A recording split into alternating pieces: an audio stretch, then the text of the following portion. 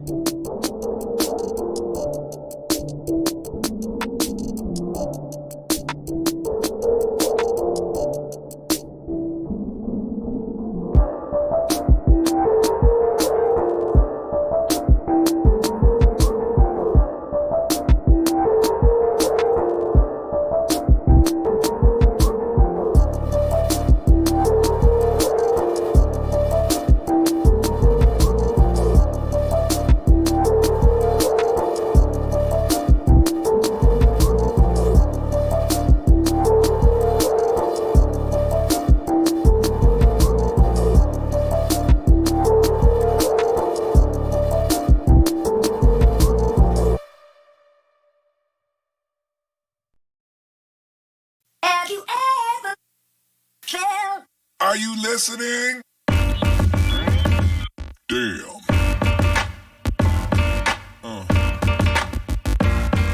Yeah.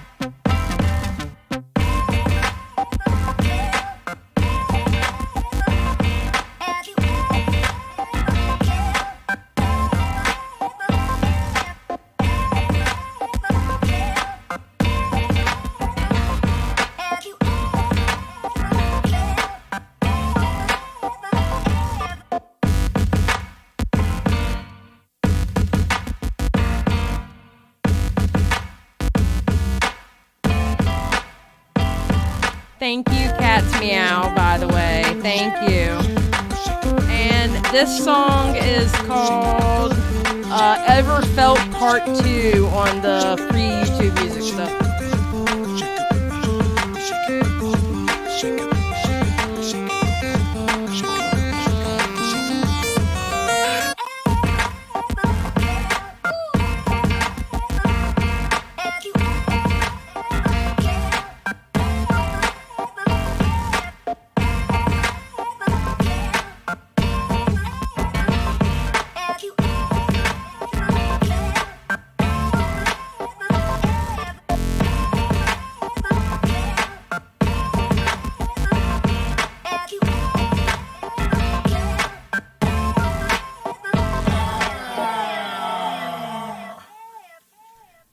Grab your snacks, grab your drinks, hide your kids. You know what song this is.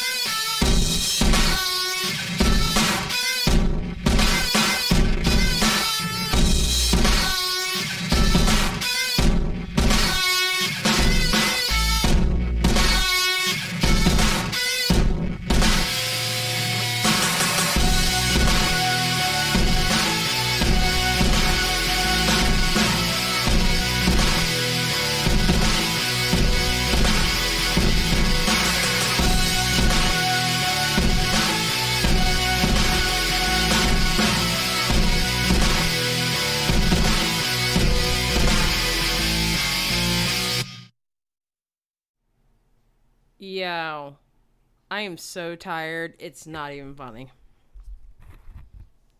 I'm tired. I'm cranky. I had to watch a BS video today.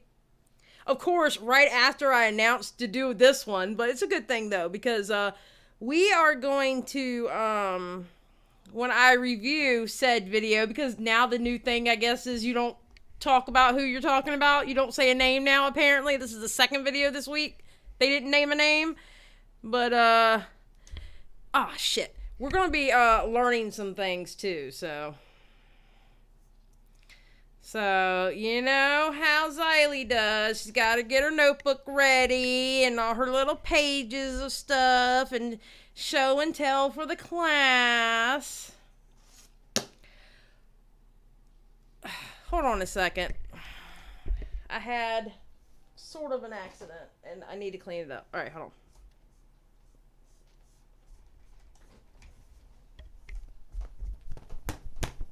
All right. So I'm tired. I woke up at midnight last night, and I've been up since, and I went to go take a nap, and guess what happened when I took a nap? Oh my God, the video came out! So guess what I did instead of taking a nap? Watch the damn video. Yes, please like the live, even though you haven't really heard me talk yet, whoever, new people. But please like the live and subscribe. That would be awesome. We are at like 66 members. I tell y'all what, when we reach 100 members on this channel, we'll start doing members only live streams, like once a week. You know.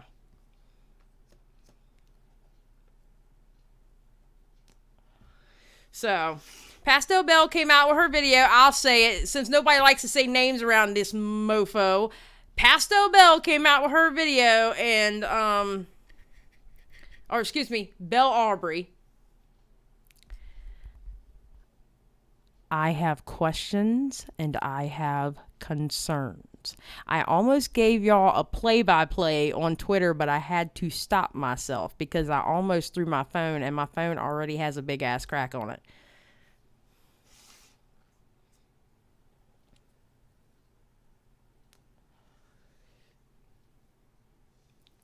Danny DeVito, I swear to God, I'll kick you out of here. I'm just joking. You know I love you. But we are reviewing that video tomorrow night. I have to take notes, and I need to do a little show and tell with it, because I feel like I wouldn't be responsible if I didn't. So.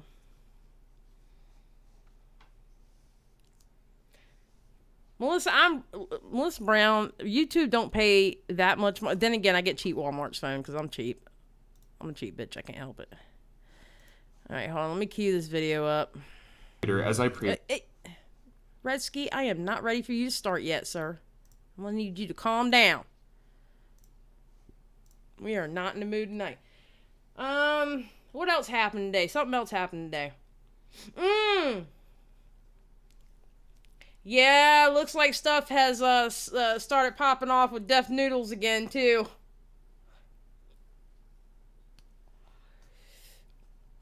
Well, Mandy, I would tell y'all that y'all have homework, but I pretty much saw all of y'all on Twitter, and all y'all pretty much watched it. Oh, yeah, I know, Danny. It's all good. You know I love you. Here. This is your homework. I told y'all I'm tired, man. Bear with me tonight, y'all, because I'm tired. I can't help it. Alright, hold on. Just give me a second. And I will give you your homework. And I expect a 6-page essay. Ooh. Ooh. Her likes and dislikes aren't looking good. Okay. So, I expect a 6-page essay. No skipping lines, Amber Chick, because I know you would write really big and skip every other line just so you can get to 6 pages. I ain't dumb. I know how you would do, Amber Chick. I know exactly how you would do. Single spaced. That is Belle Aubrey's video. That is y'all's homework. After the live. Don't stop and go watch that video, or we're going to fight. Xylie, if you knew me in school, that means you're about to get 12 pages. Oh, God, Melissa. Melissa, I talked to you in the DMs. I know how you write. I'm just saying, girl. But it's okay, though. She didn't mention... Oh, yes, I did, Mr. 10. I said, don't be writing all big. Don't be writing all big, and don't be skipping lines. 6-page essay. And I expect them to be turned in by 8:05 tomorrow night. All right, there was something else. Oh, yeah, rules. Shit, see? Almost forgot my own rules. All right, let's get the rules down. Welcome to Xylie Gets Real Stream. Please not call anyone out of their name. No racist slurs, isms, phobias, or shaming. No outside drama or personal beefs in the chat. Everyone is welcomed. Yes, we're talking about Repzilla tonight. And you know what that means. Lips and tea in the chat, people. Lips and tea in the chat for Repzilla. Noodles ain't getting stir-fried at all. At all.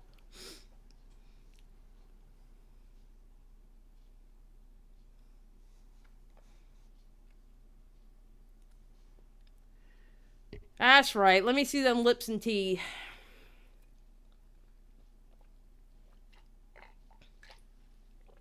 Look, I'm so lazy tonight, I brought the 2-liter with me. Alright, so the video we're about to watch It's called Repzilla Hasn't Changed, and it's by Redski.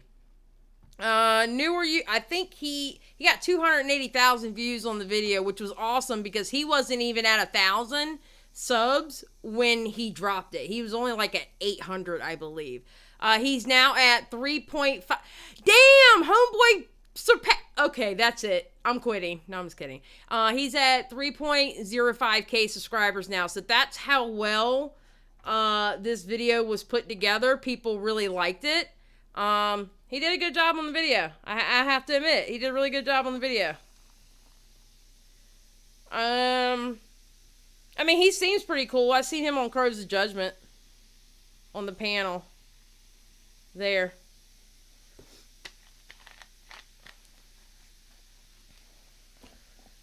Alright, so one's in the chat if you're ready for me to start the video. But let's keep the criticism now. I understand there's a lot of people in here. Repzilla fans are welcome here. People who don't like Repzilla are welcome here. Just stay respectful, people, okay? Let's not say, anything disrespectful. Y'all know how it is in the chat.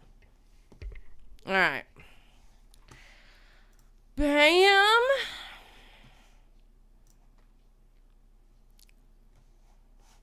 And I have it at 1.25 speed because this thing is an hour and 16 minutes long. All right. Repzilla Hasn't Changed by Redski. And I just want to say it's incredible shade that he started off with the same music as Repzilla. I just want to say that. I loved it. Hey, welcome back. No more. I will not tolerate any more fake news. Those of you who know me know that I dislike a lot of things, but one of my biggest pet peeves is when people who brand themselves as morally righteous and credible sources of information turn out to be blatantly dishonest and signal boost poorly researched information. A perfect example of someone who fits this description is Repzilla. Oh, my bad. Alright, that's better. Now, Repzilla is a content creator that I came... Danny, you can't be doing that either.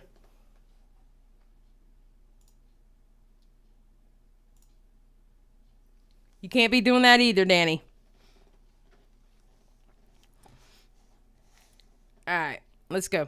Came across around the time the mini-LED controversy started gaining traction. To give credit where credit is due, I did find his coverage of the mini-LED situation as well as the individuals involved to be pretty well done. However, recently I came across some past situations of his that show he isn't as much of a stand-up creator as I previously thought he was. I will admit that I am late to the party on this, as Repzilla's pattern of dishonest reporting and scummy behavior goes back to over 2 years ago. However, seeing as he's recently started exhibiting behaviors he has previously promised he would change, I think it's important to go over these situations. So, without further ado, let's get right into the shit show.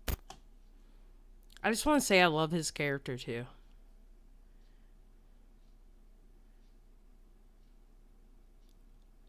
Amber Chick, Danny, simmer down, sir. This is Christian Mingle. Yes. This is Christian Mingle, okay? There's nothing but good Christian women in this chat. You will respect them. Hold on, excuse me. Mr. Xylie, did you just scoff at the fact that I said there's nothing but good Christian women in this chat? Yeah, right, I did. Oh, you sleeping on the couch tonight. Alright, let's go. Y'all done got Mr. Xylie in trouble. I'm letting y'all know now. One of the worst things, at least in my mind, that Repzilla has done was when he accused a former fan of being a stalker. An Australian creator called Marcy went in depth into this situation and even interviewed the girl herself. More on Marcy shortly, as he's butted heads with Repzilla quite a few times. Back when Repzilla was a fairly small creator, he became friendly with a viewer from Canada who regularly commented on his videos. The two began privately messaging on Facebook, and soon they began an e-relationship. Eventually, Repzilla invited the fan to fly out and hang out with him in Tennessee, and gave her his address. The fan went onto Google Maps and noticed that the address that Repzilla had given her was in a trailer park. Now, obviously there is a stigma around trailer parks and people who live in them, and as a person who had never met him before, it's understandable that she would feel uneasy about flying to another country to meet him, so the fan declined and expressed her discomfort. However, she still expressed to Repzilla that she still wished to maintain a friendly relationship. Instead of respecting her feelings and being the respectful person he so desperately tries to portray himself as, Repzilla got pissed that he didn't get what he wanted, and went to his audience claiming that the fan was a stalker who tried to dox him, even though he sent her his address. We were talking on Instagram. Oh, okay. And I reached out to him through Twitter because I seen that he made a video about me, Oh, and okay. I said, Yeah. you know, like, I remember asking him, like, why would you put me in the video? Like, I didn't say you could give me, like, I didn't give you permission to do that. That's when he started blocking me on all platforms. I don't know, Cat's Meow. Okay, wait. So did she put the address out on public? I mean, if he gave her the address with intentions of her coming to meet him, I mean, that's not doxing. I mean, because it's his own address and he gave him his own address. It's not like she got the address from a third party from who she shouldn't have got the address from. Excuse me.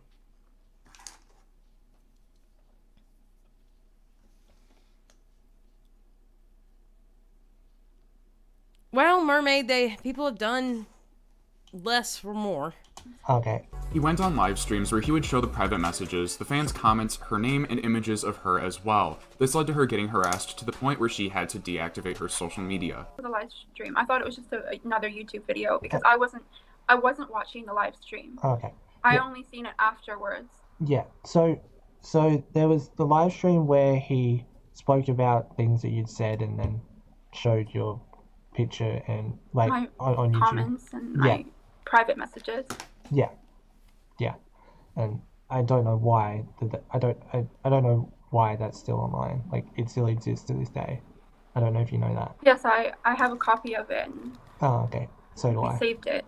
So you had mentioned to me, since you are more connected to Repzilla, that he had mentioned to his followers that he wrote a police report about me, Yeah. saying that I was at his house, I was stalking him, I was harassing. Dude, I forgot about this part. Hey, what's up, Skip? All right, Kat, there's your Skip. I forgot about this part. Him. Yeah. And sorry, I was scratching my head. No, you're fine. And he basically made up lies that I was at his house, and I don't think that that's possible because I live in Toronto, Yeah. and he lives in Tennessee, and it makes no sense that I would pack up my stuff and leave work from Monday to Friday. I work Monday to Friday, Yeah. and I just leave work and I pack up and I just randomly go to his house in Tennessee. I thought that was funny. Yeah. And You know, it's pretty interesting how Repzilla preaches how people need to respect each other's boundaries, but here not only did he not respect the fans' discomfort to try and understand it from her perspective, but quite literally violated her privacy by making up a story about her being a stalker, bitched to his fans, and then sent them to harass her to the point where she deactivated. You know that I said this might be one of the worst things that he's done, but alas, dear viewer, it only gets worse from here. Much, much worse. I don't think she did pretend. I think from what he was saying, she was uncomfortable because she saw that it was a trailer park, which I personally don't think nothing wrong with trailer park. All right. I'm not going there, because been there, done that. But I'm just saying, she just didn't feel comfortable. Well, my question is, did he actually all right, here's my question.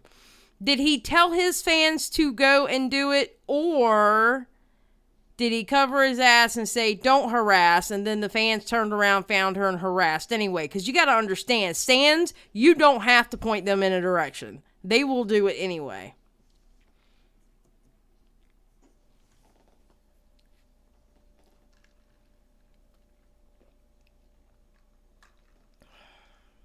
So...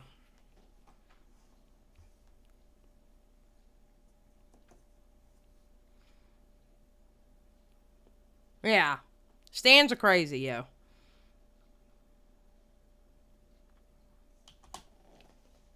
Remember how I mentioned Marcy earlier? He's a small creator who's been at the forefront of calling out Repzilla's scummy behavior. One major point he brought to light was that Repzilla doesn't actually do any research on his videos, or at least if he does, it's heavily influenced by already existing opinions from other creators. And Marcy happens to be... Somebody else pointed that out in a recent video in which you have to react to the react of it. Just saying. I think he knew what they'd do the second he put her in the... yeah, I agree, Vamp. I mean, you gotta know... when you get to a certain size, you gotta know that you're gonna have individuals that are going to do some stupid shit. I mean, period. be one of those very people. Marcy had asked Repzilla to credit him in his videos as a source/inspiration for the video topic, as Marcy would help suggest video ideas and topics to Repzilla. In his video, Speaking of Repzilla, Marcy also shows examples of videos where Repzilla cites information that Marcy had gathered, but fails to credit or link him in the video or the description. So if you haven't guessed, his video is about I'm Poppy being cancelled. And so he goes on to... I remember hearing about this through Primic, excuse me. Talk about it. And he uses a Reddit post, which is my Reddit post. He deliberately mispronounces the name. I'll show you how he pronounces it. Actually, first here's a thing of his Google search about it is I'm Poppy cancelled, and you can see that my video is shown on his initial Google search. And I got this cool Reddit page here. It says... So, maybe he thought it was odd that someone would post their own video on Reddit. I mean, no one else would do that, would they? So if you can't see, if the screen is too blurry, Repzilla uploaded a video to Reddit.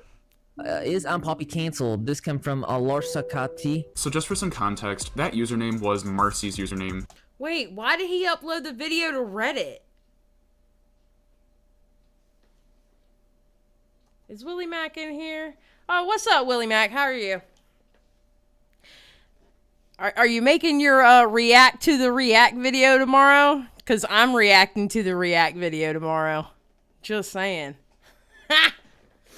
That he used to have when he was on the internet. And he used that username when he was DMing Repzilla. So Repzilla very well knew who that was. And it's very kind of apparent with that context that he was mispronouncing that username to try and cover his tracks. So Alaska YT was not my initial, but my second username for Instagram, which is why it's used here. It's also used as my PSN and I think a couple of other things. It was a musical name I went under, and YT obviously stands for YouTube. As you can see, there's not a single mention of the Reddit post or myself in the description of the video. Instead of simply giving Marcy credit or shouting him out on his videos, where Marcy's... Okay, can we be honest about this? Can we be honest about the situation? Who is always the last channel to come out? Okay, so back in the day, all right, when Creepshow was around and Ray DeClaire was like really on her, she's back now, but you know, when she was really on her thing and Tamimi was on her thing and Edwin, okay? Who was always the last person to put out a video on the same subject as everyone else? Who was always the last person to do it? Lips and T in the chat, because you know who it was. It was Mr. Repzilla. He's always the last one to put the video out on a subject. Lips and T in the chat.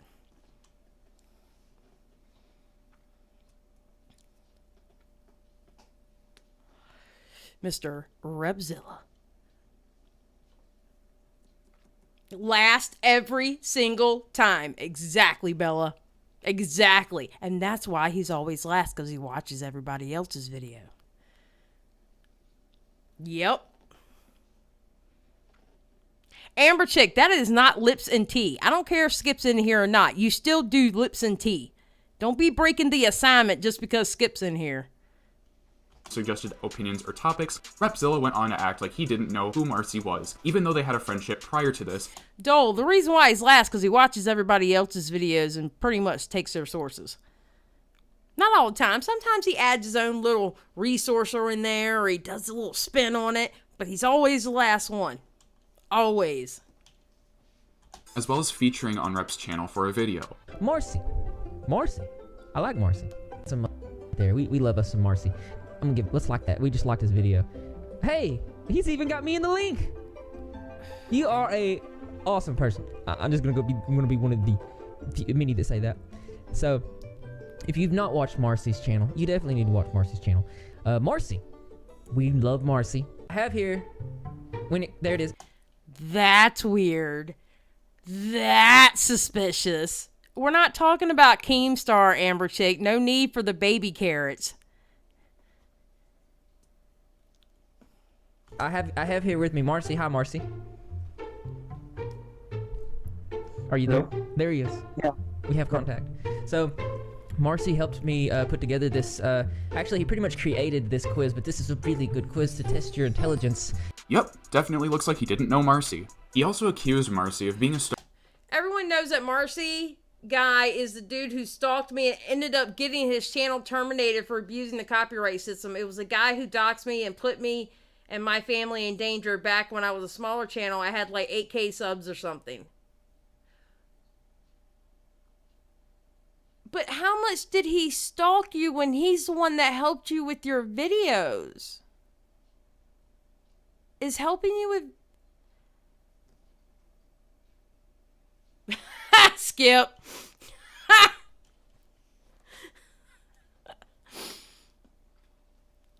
Girl, I watched this on live the other day. The whole chat was shook. You are in for a wild ride. Girl, I watched this too when it first came out, and I haven't watched it since. Like I'm remembering things now. Stalker and a doxer, even saying that Marcy doxed an image of him that he used on a thumbnail. Oddly enough, it was an image Repzilla himself gave Marcy permission to use on the thumbnail. In fact, Repzilla was so comfortable with Marcy using images of him that he... You can look, you can see, no, because I almost used that same exact picture, but it didn't go well, like angle-wise with Redski. So you can find that picture on Google.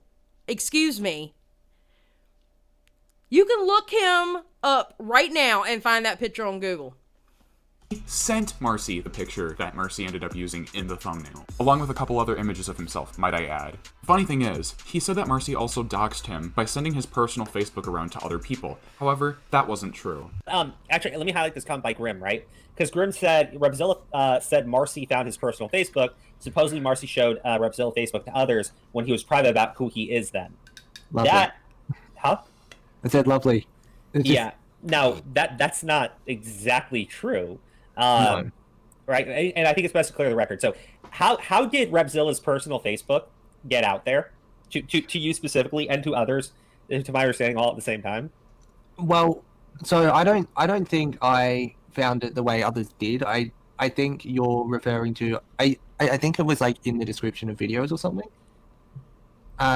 Yeah, he linked it himself. Like you weren't digging around on. Yeah. Sorry. Yeah, well, because this is important, because he makes it sound like you dug around, found his private Facebook, and got access to it, right? But that's not really what happened. No, except that wasn't how I found it. How I found it was I went to his Facebook fan page that he has, and he had accidentally posted as himself on there rather than posting to the page.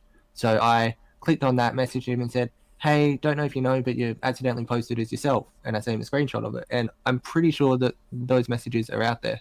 Mm-hmm. And that's. And the thing is, and because I believe Repzilla had said this himself in the video where he called you a stalker, was that he had added multiple people when he had done that. It wasn't just you. Now he's made it public since then, to my understanding, but multiple people got his Facebook based on that, right? Yeah. Now, the other part of this is supposedly Marcy showed Repzilla Facebook, etc., to others when he was private about who he is. Then that is not the accusation. The accusation is that you showed his Facebook photo, right? Photo, yeah. Okay. There was one time where Repzilla...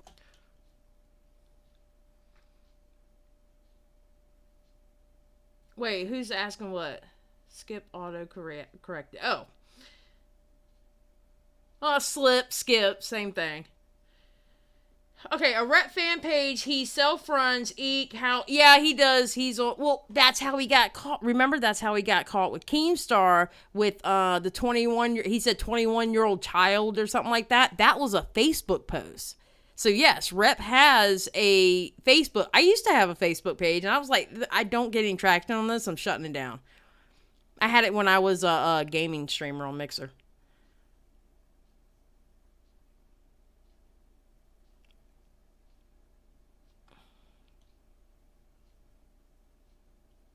No, I'm not watching Tommy's video on Steve D Live. Not doing it. Did in fact give Marcy Vamp. credit on one of his videos in the description. The only issue was he gave credit using Marcy's real name, which wasn't public, and left it up for a few hours before taking the name off. But first of all, I'd like to mention a case where he did actually reference me. As you see this image, you're probably thinking, but he didn't reference you. I was... One of the biggest leaks to date on Mars Augo, Titanic Sinclair, Instagram pic my grandma took. Also, big shout out to JJC and Martanic Sincargo for making this video possible. Martanic Sincargo. That used to be my YouTube name. And before that it was Alaska. So it did actually reference me in this description. But what thankfully actually isn't there anymore was that he actually referenced me, and I tried to find record of this but I couldn't, but I know, and you can kind of tell because there's a extra space. Like, if you look at my tasting cover, you can see that there's a extra space at the end, which shows that he edited it. But he actually credited me with my full real name. It was great. It sure is ironic that the person who's always accusing other people of doxing has a habit of doxing people himself. Apparently there's also a petition to take his channel down for releasing personal information on other people back in the day when he made his Poppy and Mars Argo videos. In priming school... Okay, can we stop with the fucking petitions, please? Can we stop being snitches? And I don't care who it is. Well, okay, now, if it's like a mini lad, you know, the same names I say over and over again, like a lion maker, a mini lad, a cryotic, okay, I can understand a petition. But you need hard proof to show somebody, like hard proof to show somebody docs. The petitions do not work, people. The petitions do not work. Jesus, Lord have mercy. Just be like damn Keemstar at Mama Susan. Shit.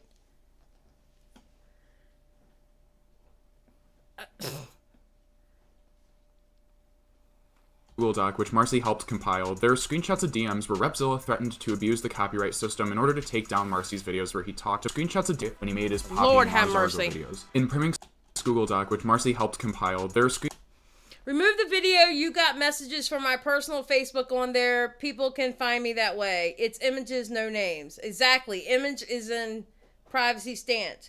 You did the same thing. Remove the video. Seriously. About my editing process. LOL, dude. Incredibly disappointed in you right now. 4.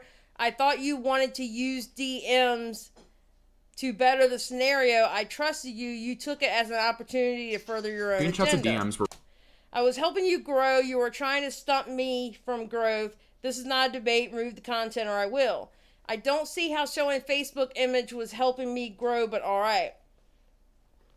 Just hurry and do the right thing. This is negatively impacting you. I'm losing subs. I'm aware. You take it down if you're so worried.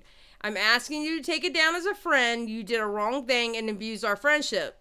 Either you take it down or it's staying online. I want you to take it down without adversely impacting your channel, but if you want me to strike you, I can. It will not help you towards making any cash, though. Repzilla threatened to... I'm not even monetized, so you don't care anymore to get it. I'm waiting for Google to accept it. After you strike it, it maybe delete the tweet. Otherwise, it won't make sense. You just remove the vid, dude. Don't be an ass. You're actually pissing me off. And just re-upload it without your photo. How about stop trying me? Oh my God, I almost read that. How about stop trying me? Oh God, he ruined me for life with that word. Literally, leave me alone. You are messing with the only off time I have in like 2 years. Then leave it be or take it down. If you do either, you can have your time off peacefully. To abuse the copyright system. Google Doc, which Marcy helped compile, there are screenshots of DMs where Repzilla threatened to abuse the I have decided not to strike you two more times, but I have struck all your social media posts. Look for them to be removed. What you did was wrong and you should be ashamed. That is all I'm going to say, sir. Social media posts, that's what I said. Twitter, you also block clear off of everything except this, but I will... Can people type, please? But I will as soon as I am finished talking. Yes, Twitter, Instagram, YouTube, dialogue, my friend. Learn it. And we done here. I'm sorry, I had to look at that twice. Copyright system in order to take down...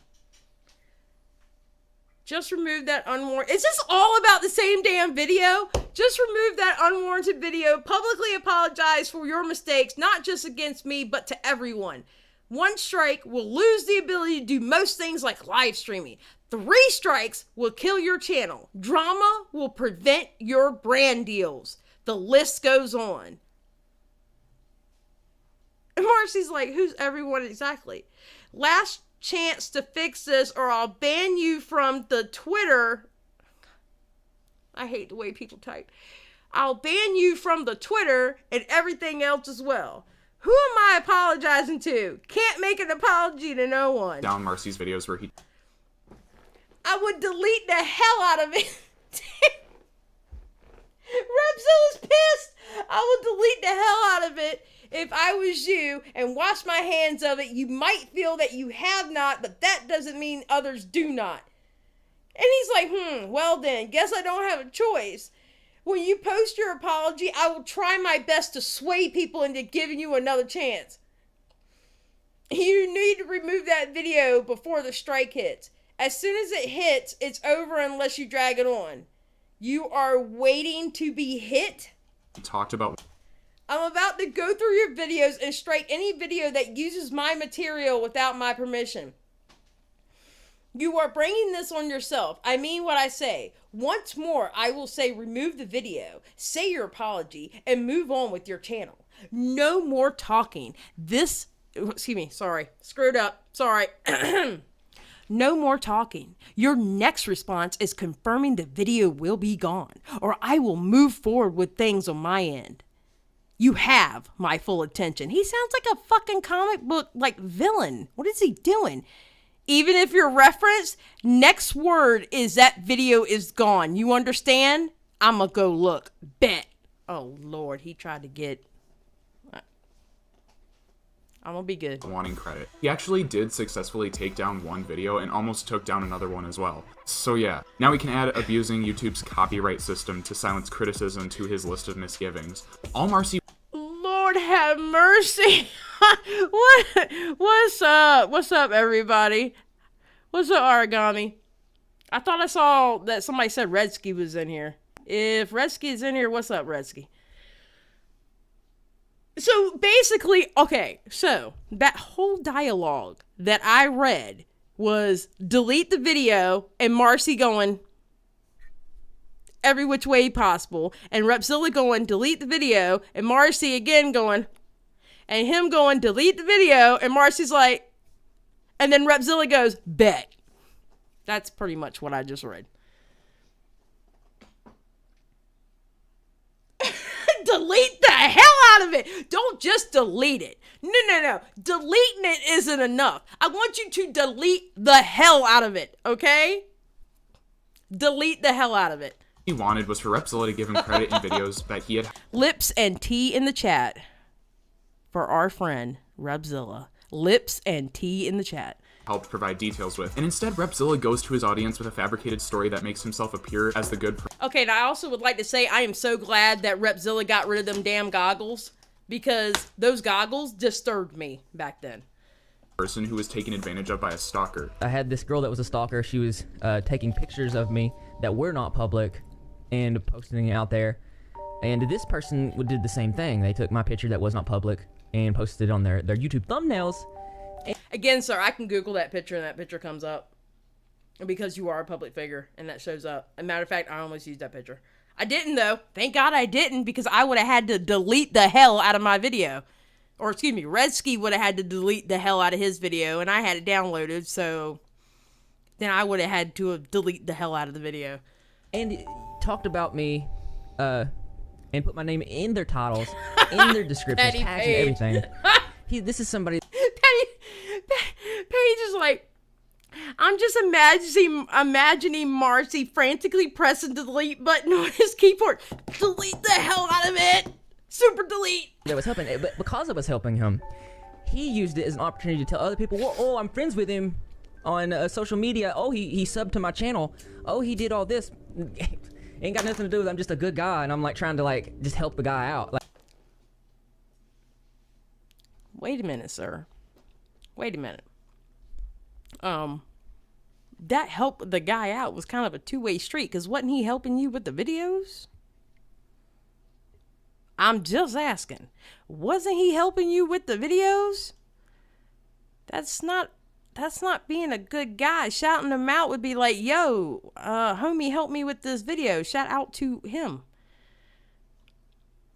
I mean, I'm just saying. Listen, every single person who has ever made me a thumbnail, I've asked them, did they want a shout out? Except for Origami. When he did it for me that one time, I shouted his ass out anyway. I didn't even ask him. He didn't get a chance to get asked. If I had people help me research stuff for a video, I asked them, do you want, a shout out? Most of the time they're no, because they don't make YouTube videos. But as soon as somebody tells me yes, guess what? Their names are going underneath my damn shit in the description box. Come on, man. If somebody helps you out with your content, you got to at least ask them, do they want a shout out? And you damn well give it to them. And if you don't care whether they say yes or no, you want to give it to them, give it to them. The hell? Like, I have multiple conversations in the personal DMs where I'm like helping them out. And that's all it is just help. In fact, the difference between mine and his... Well, now that I know that, Skip, it wasn't like that earlier. Well, it's all right, Skip. You're getting you're getting sourced tomorrow. I'm just saying. Content is visual. I spend 8 to 12 hours on my videos where he maybe takes 15 minutes. And I felt bad because I always wanted to share my wisdom with him because he was an aspiring YouTube channel. And I just wanted to do everything I could to just help the guy out. What are you, a YouTube guru? Sir, you got canceled by Premic. I think around this time, because you were still wearing the damn goggles. You get canceled by Premic. Them boys pick you up and cradle you and put you in swaddling clothing and hold you like a baby and protect you. And then they find out some shit about you. You're kicked out of that group. Sir. No, sir. No, sir. No, sir. And you're still doing the same shit. You're still the last one to put a video out because you watch everybody else's shit, and I still have to get you for that mysterious T. Chesapeake video that you did. It's still coming. I just haven't had time because Death Noodles and Keemstar and Willie Mack and now Bell, everybody want to act up and shit. I gotta cover them first, but I'm still getting you for that mysterious T and Chesapeake video that you did. I'm still getting to it. It might be the end of this week if everybody just stops making fucking videos for a second. But I'm getting to them. That's all I wanted to do. That's what I'm about. And I was going to actually spend thousands of dollars for him and buy him new... He is on the run now, Redski. And welcome to the chat, by the way. I didn't. Game with Nat, I didn't. But I need to I'm getting him on that one because what he did and what he was running during that video, he pissed me off so bad. But we'll get to it. It's okay. Better late than never. I'll get to it because I'm going to end up doing a deep dive on this dude. Stuff. Just not because of anything other than that's the type of stuff that I do. Oh my god, enough with that clip. I'm done. Like, seriously, Thank Repzilla, you. shut the fuck up. Nobody gives a shit. Pretty much all of that was just grandstanding. Oh my god, shut the fuck up. I miss Premic too. Oh my god. He sent harassment to Marcy, as well as abused the copyright system on YouTube to silence criticism. It's especially unsettling how he even left a comment on Marcy's video, telling people to like the comment after the copyright strike. Like this comment if you were here before the copyright strike. The shade. No, the fuck he didn't. I'm pretty much taking a break. Maybe if you quit taking all those goddamn naps. Skip, are you starting with me, Skip? I'm not in the mood. I'm tired. I haven't slept since midnight. Yeah, Primic's still on Twitter. Every now and then he tweets out. I miss him. Hearts in the chat for Primic. Was sent. The Rewired Soul Lord. is a YouTube channel hosted by Chris Boutte, who Rewired branded himself Soul. as a mental health / therapy channel, even though he didn't have the credentials that qualified him. Repzilla used to be friends with him, and like with Absolutely. Run away from YouTube if you can. What did Magician say? Oh, okay. I've seen Prim in live stream chats from time to time. I miss Primic. I think if he ever showed up in my stream, you know what? I have to admit, I think if he showed up on my stream, I might fangirl for a second. Because every time he used to giggle in his videos, my heart would warm. And I'm like, oh, I just want to pinch his cheek. Marcy regurgitated talking points when making a video trying to discredit Primick's critical video on the Rewired Soul. Funnily enough, when the popular opinion shifted, Repzilla pretended like he never knew Chris. Yes, he did! Yes, he did! By deleting videos in defense of him. The reason I mention this is that it shows that Repzilla has a habit of being friendly with people and then throwing them under the bus when it benefits him. Well, I did say that Repzilla is sending harassment to a fan because he didn't get his... But the funny thing is that turned around and that ended up... See, now this is where I say that karma gets your ass. Because he did that to the Rewired Soul, right? He did that to the Rewired Soul. Where the heat started getting on the Rewired Soul, he dropped him. Well, karma came back and bit him in the ass, because guess who did that to Repzilla? Edwin. Because when DeOrio went up on that live stream, DeOrio was going up there to talk to Edwin about what he was saying. And then here came Repzilla. And then DeOrio and Repzilla got into it. Edwin went poof, dropped them. And then Repzilla has been downhill. Like he's... way was the worst thing I think he's done. His situation with Leafy Greens is by far the most disgusting. Leafy Greens is a small creator who has a channel where she talks about her mental health and has since started to take a more musical approach with her channel. When she was critical of the Rewired Soul, Repzilla reached out to her for an interview, where in said interview, he calls into question her mental health issues as well as her diagnoses, asking repetitive questions with the intention of trying to get her to slip up so he could discredit her and make her appear to be a hypocrite.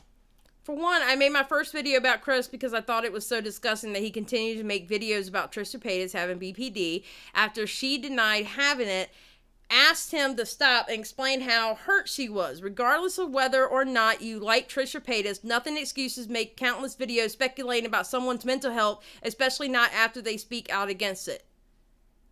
Oh shit. That's pretty much the same shit I said about Trisha Paytas and her trauma. Huh. Easy target.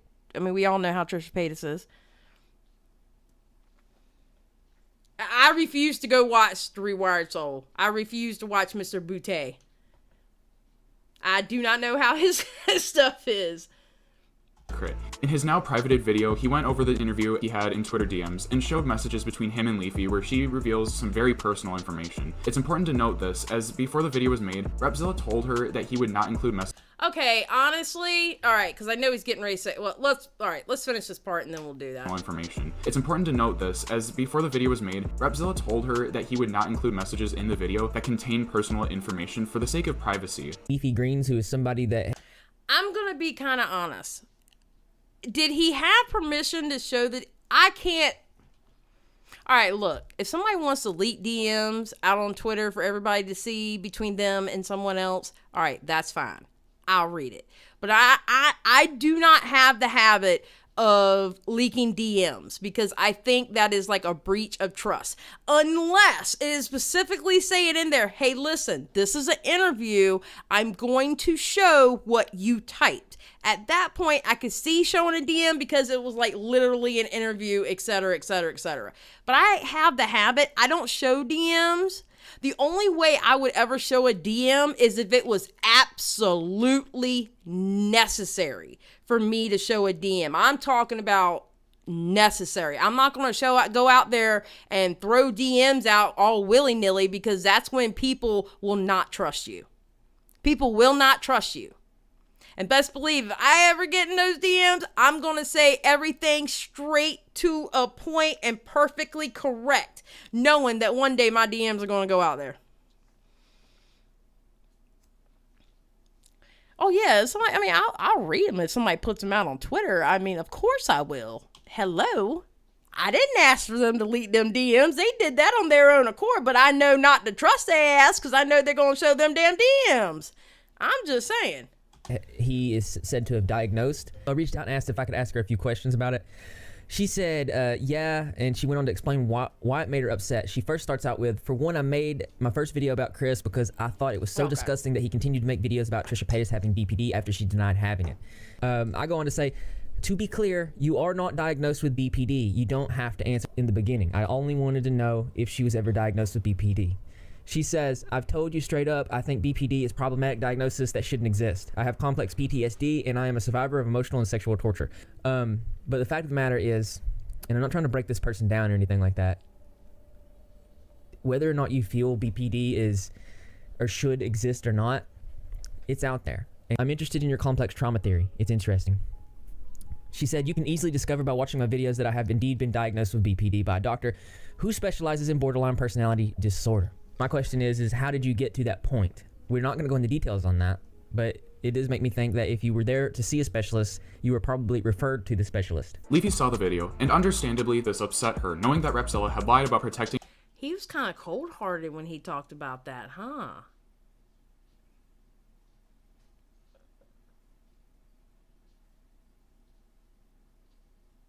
Yeah. I agree. What did Nessa say? Oh yeah, I love reading a good messy DM release. I mean, look, I love watching the dumpster fire. I'll watch a dumpster fire all damn day long. It don't mean I have to partake. And it just might end up on my channel, but it's not like I leaked them myself, okay? I can't help what other people do. I'm just the news, people. I'm just the news.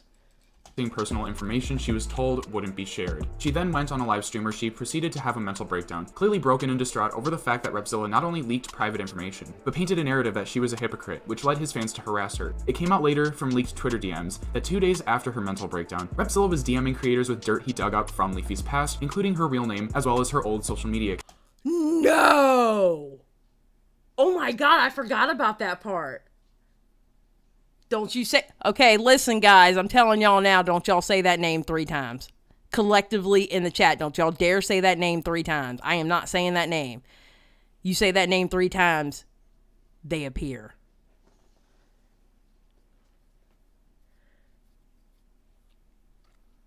Accounts. He encouraged these creators to make exposed videos on Leafy Greens, clearly trying to paint her in the worst light possible, and then proceeded to tell the creators not to mention or reference him in any videos, probably as not to ruin his moral high ground persona. No. That's not how that works now.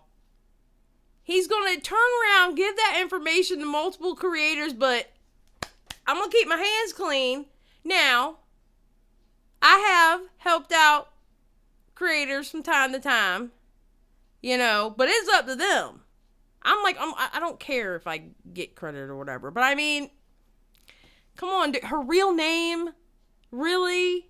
That he fabricates. Going after a fan, fabricating stories about a stalker, and abusing the copyright system are all pretty terrible, especially for someone like Repzilla who props himself up as someone who claims to care about victims. However, him going after a mentally unstable woman, knowing she would be an easy target to pick on, and then making her private information public, and then encouraging others to go after her to spiral her further into despair is beyond deplorable. Knowing how far he tried to go with this situation is a clear example that Repzilla doesn't give a fuck. But if you knew she was breaking down, why would you continue to give all that stuff to other creators? Was this before his advocacy, or was he an advocate back then too?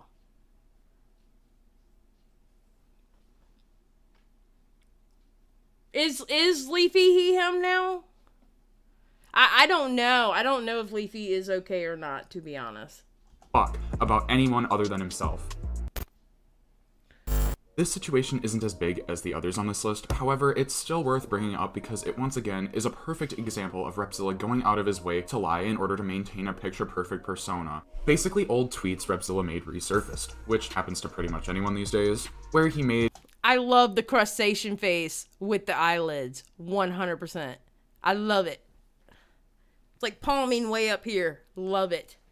edgy comments about black people, as well as calling someone the F slur. Now this might come as a shock to some of you, but I actually don't care about what Repzilla said in those tweets, but what I do take issue with is what he did when they resurfaced. Instead of owning up to what he did and saying they were jokes, or that he's changed, he reported people quote tweeting those tweets, saying that the tweets were fake. What's pretty funny is this dude was in full damage control mode, because while he was trying to silence people calling him out as well as claiming the tweets were fake, he was simultaneously deleting the tweets. What I find absolutely hilarious about this situation is that Repzilla really called the tweets fake when before he deleted them, anyone could click on the tweets being passed around in the quote tweets and it would take them directly to his account. Like seriously. Double down, down, down, down, down. He lives in double downtown. We saw that this week, or in the weekend. He lives in double downtown.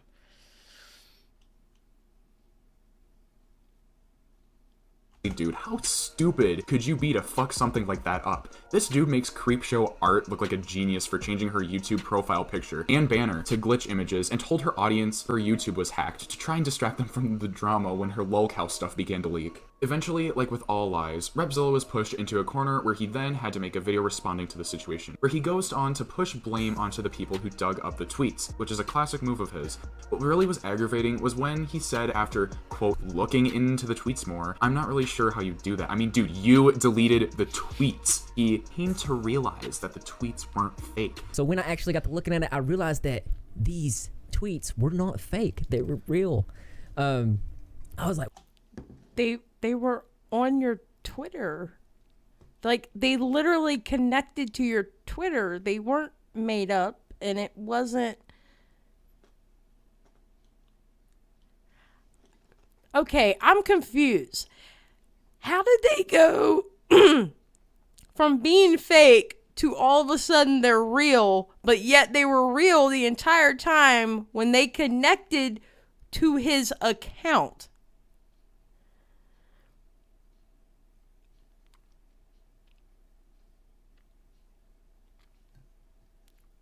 Dramatic gasp. Gasping in Spanish. whoa, because I was trying to figure out how did somebody fake a tweet and then put it on my Twitter. Congratulations, Rep. You finally figured it out. Some slow learner you are. I don't mean to sound like a broken record here, but you deleted those tweets. To put more icing on the cake, Repzilla claimed that he remembered he was a teenager when he made the tweets after looking at the date they were posted, which was back in 2013. Alas, this is yet another math. 2013, he's like 30-something. No, wait. Edwin is 32. Repzilla's like 27? Massive lie, as Repzilla was 24 in 2013. And for anyone in denial, it literally shows his birth date on famous birthdays.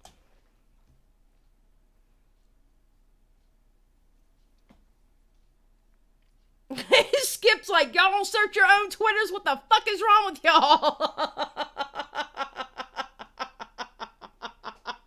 Rep is 32. So Edwin is, Edwin's 33, 34, because I know Edwin was older than Repzilla, I believe. I don't know, I've been watching these guys too long. Rep is like my age. Well, I'm old enough to be all y'all's teenage mama. I'm just saying. Y'all all make me look young. Shit. I'm the old lady of YouTube.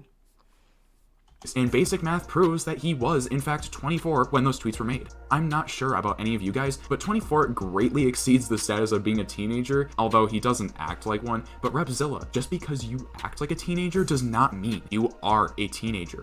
To put a cherry on top of this case, he once again shifted the blame, saying that in 2013, he had admins running his Twitter, and that it must have been one of them, which literally contradicts the previous lie he told. Like, this dude is so hyper-focused on taking the attention off of him. But how big was he at 2013? Was he so big that he needed admins to run his Twitter?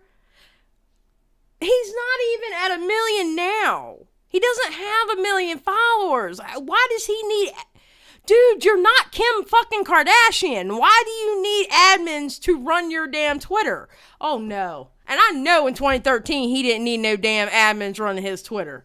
Oh, no. Oh, no. He acting like he is Kim Kardashian out here needing admin to run his damn Twitter. He needs a team just for his Twitter. The hell? You don't have Kim Kardashian money, sir. No, sir. That he really can't keep a consistent story, which just ends up creating a Streisand effect. Frankly, I think anyone in his audience should be insulted by him doing this, because he clearly thinks that they're too dumb to even figure out he's lying. It doesn't take a genius to figure out how dishonest he is here. If Poppy Stans can figure it out, anyone should. Primink's video on Repzilla was probably the biggest hit that Repzilla's channel had to endure. I highly recommend you watch Primink's video, as a lot of the evidence shown in this video comes from that Google Doc that he and Marcy worked on, and I would appreciate if you showed some support on his video. The video on Repzilla was a follow-up to a video made on the Rewired Soul, critical of him claiming he was a mental health channel. After Primink uploaded the Rewired Soul video, Chris made a response which was quickly followed with Repzilla making a video of his own, where he pretty much parroted the same talking points. Repzilla's fans flocked Primink's comments, going after him due to this incident, which, as seen in previous situations, may have been directed to do so by Repzilla himself. It's odd because Primink actually reached out to Repzilla to give him a chance to tell his side of the story. However, himself. It's odd because Primink... Can you send... Oh, look at Primink's little guy there. I miss Primink so much. Can you send the video? I've never seen it. Can you promise not to use it in a video? The reason is because I don't want to give attention to those people or anyone who would exploit suicide. And the last time I talked to Anne, she said she wanted me to take down everything, and I agreed. She isn't mentally well. I have friends of her that were in the hospital with her who have reached out and told me more. If I use it, I'll only use small clips. No, it cannot be used. Look, bro. I don't want to have a YouTube war with you. I am telling you now.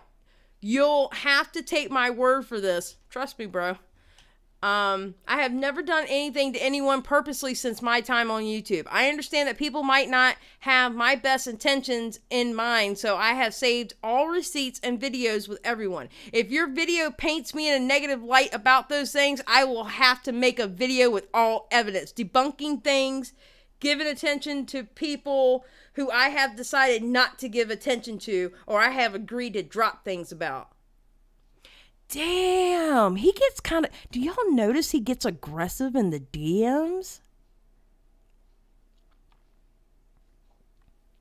Look, bro. Yeah, he said, look, bro. Primink actually reached out to Repzilla to give him a... I even have DMs between me and Rewire Soul of me telling him straight up about stuff I didn't agree with. I should have probably stopped talking to him, but it was hard for me to ignore anyone, and that is why I spend sometimes 8 hours a day replying back to my fans. You a damn lie, because I have done...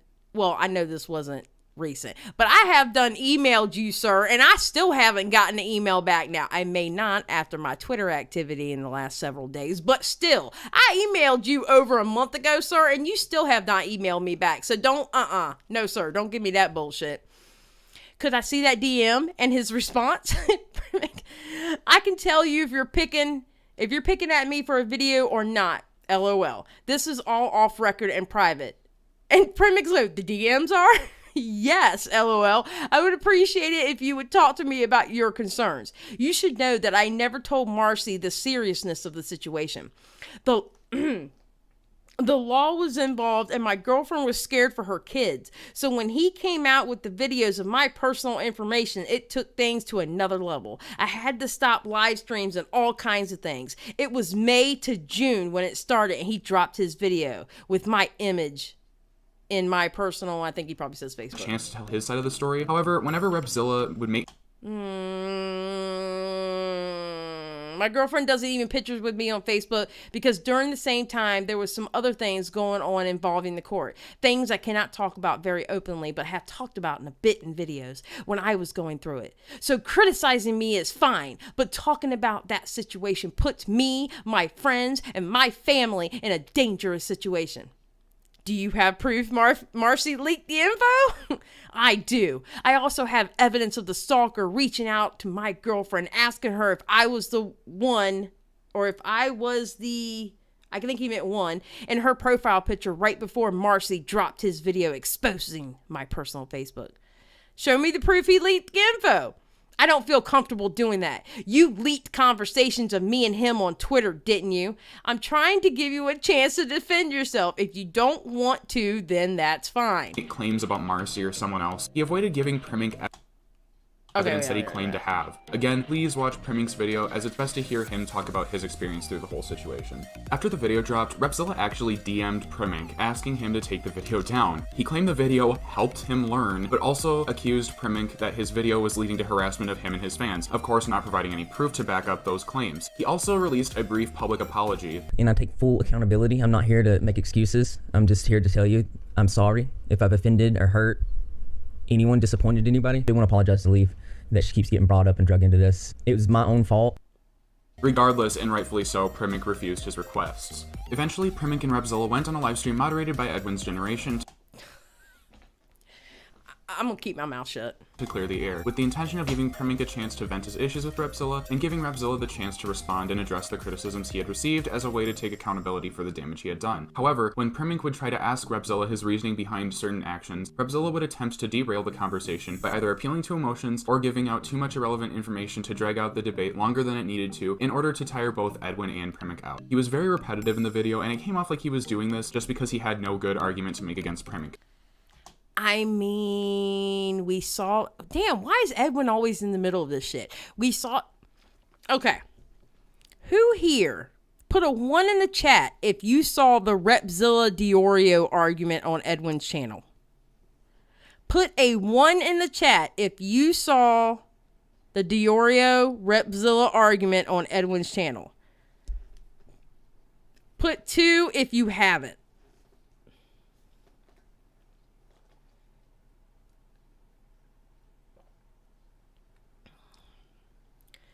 Dark Magician, I know you were there because you and I were DMing each other while it was happening. I think. Okay. I see a lot of 2s in there. All right, so this is what I'm going to do. All right. Not only, you know me, I'm going to link this video down below because I link my resources, obviously. There is, I believe Edwin dropped. If not, somebody else did. But the Repzilla DeOrio argument about Gabbie Hanna will be down below in the description box also. I would say take a listen to that. I'm not saying listen to it for DeOrio. Definitely not saying listen to it for Edwin. But what I am saying is listen to how Repzilla carried himself with that argument. And it wasn't really like a full-blown, fists were about to come out argument, but just notice how Repzilla carried himself through that argument.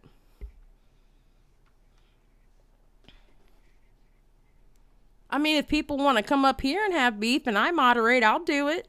Shit.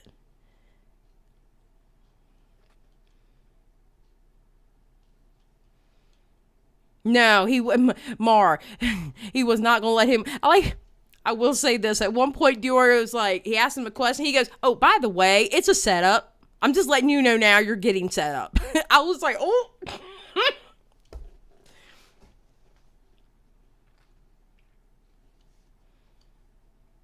Yeah, I would love to be a referee. Get some blood sports on my channel. Hell yeah, I'd be a good referee. Shit. Honest, I like Primink's videos. Primink knows that I've told him multiple times, I got nothing against him. If he's doing his thing the way he sees it to do, that's fine. That's okay. I wouldn't try to sway anybody's opinion otherwise. Okay, but it's just did. That you did, Repzilla. You as soon as Primink posted this video, you posted a community post saying that, well, guys, don't listen to what he said because I've already said stuff. I've already spoken everything. So the dramas that he speak on were things that I've already talked about. Yeah, but you already tried to put that narrative. You already talked about them, but you didn't talk about them well. You didn't explain yourself. And I want you to explain yourself now in your... What? I'll own up to that. I didn't explain. I understand that the miscommunication is that my own inability to portray things across accurately, 100%. And this is something I'm constantly working on. I mean, I'm constantly working on it's a thing I'm constantly working on and have been working on since my accident. And I hope that I get better, but even making videos in general is a struggle. So if I mess up, that's something that I own 100%.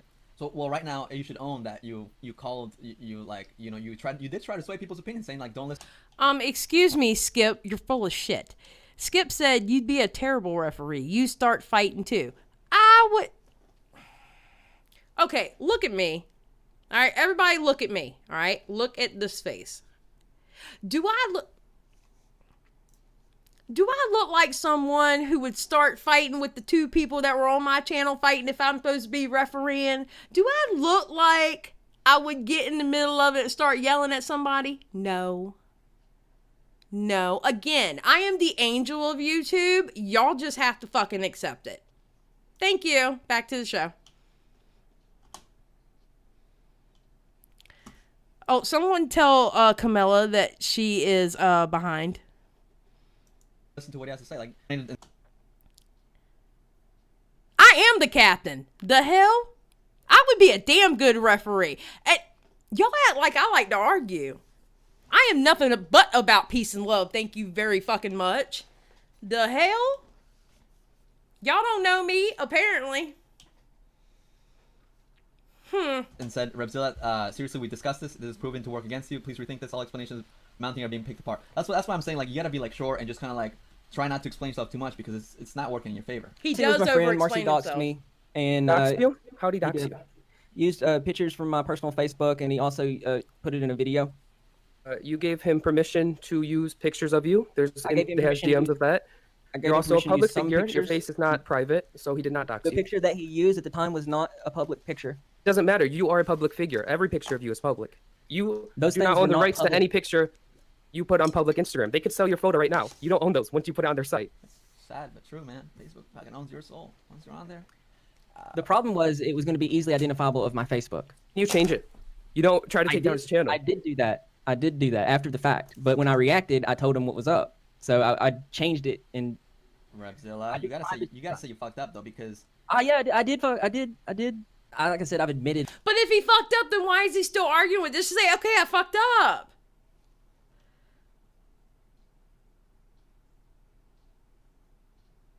Oh, Amber Chick, you getting kicked out too. You and Skip are on a really... Listen, I'm going to be looking for 2 mods later. So if anybody wants to be a mod, just send the application through Twitter. Because I'm going to be looking for 2 mods. Because Amber Chick and Skip are getting on my damn nerves. I'm just saying. Just throwing that out there. That I was wrong when speaking to Marcy. But Marcy's also admitted in his wrongs too. And when I did those strikes, they were privacy strikes.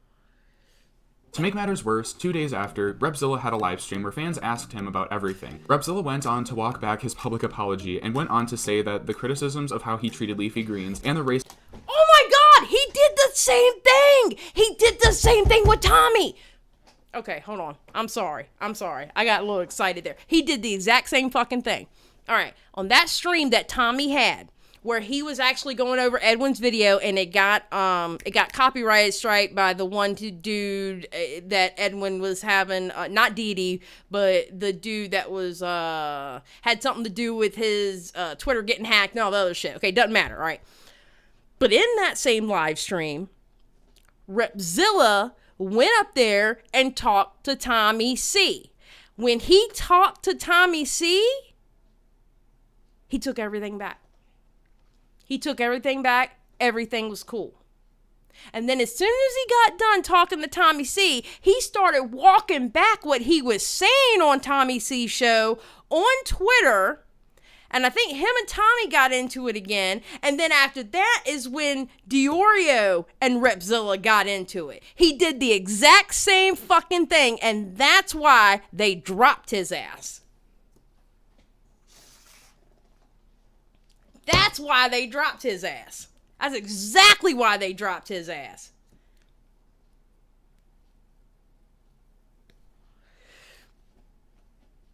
That's why them boys dropped his ass. I'm just saying. Racist tweets were misinformation, as well as implied that he was a victim of cancel culture. What are your regrets about this whole drama? My regrets are... you got caught? I've been too forgiving of people that have done me wrong, such as Marcy.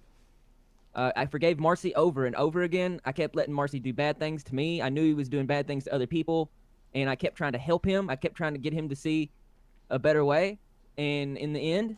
But if you notice, he never went live. Matter of fact, I don't think he's been live ever since he got into that fight with DeOrio.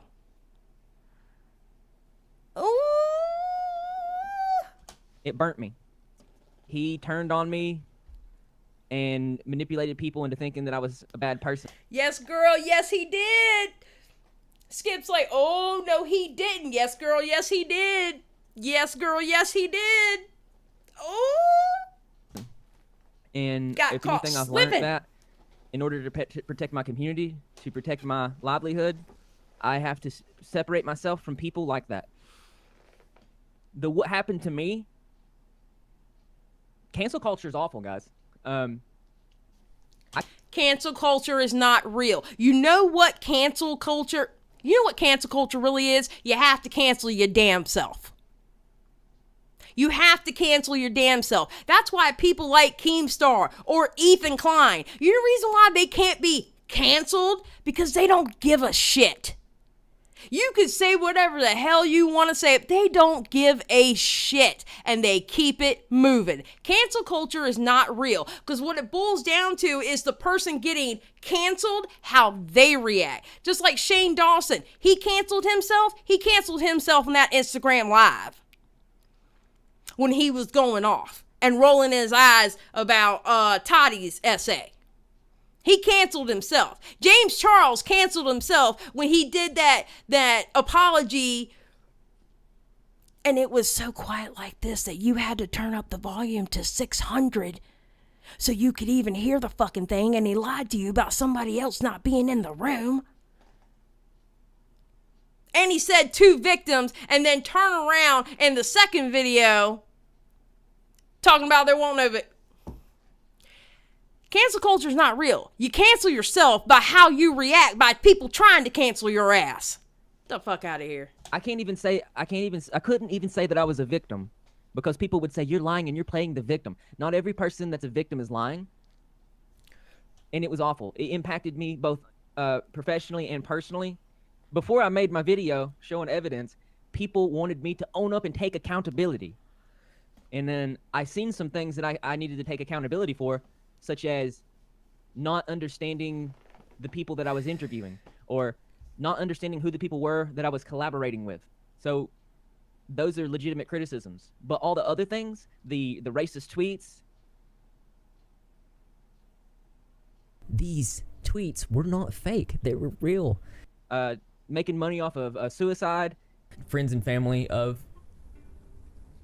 Kate have reached out to me and really thanked me for making this video.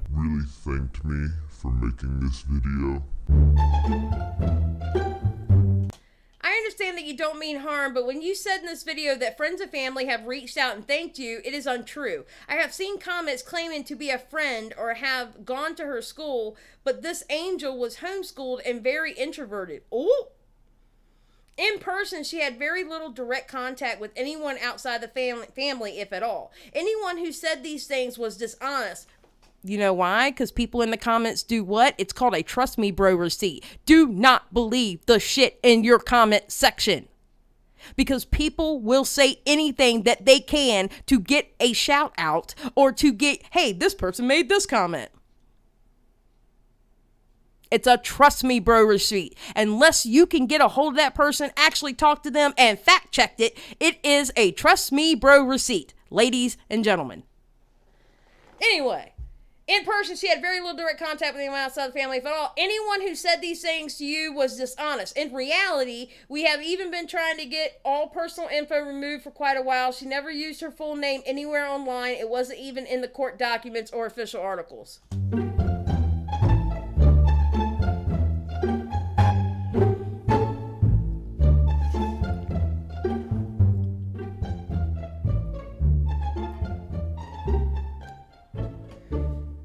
What's up, Quixie? Okay, I didn't know he was going to be playing this one. Oh! The voice recording, text screenshots, and full name were things never intended to be public. The suicide note was only posted to 10 people by her, so it's devastating that somehow got into the public eye. It's a shame that people would pretend to want to support her just to get a message to screenshot and put online. Also, our family is stalked and harassed almost daily because of the attention surrounding this. We aren't doing this to put a strike.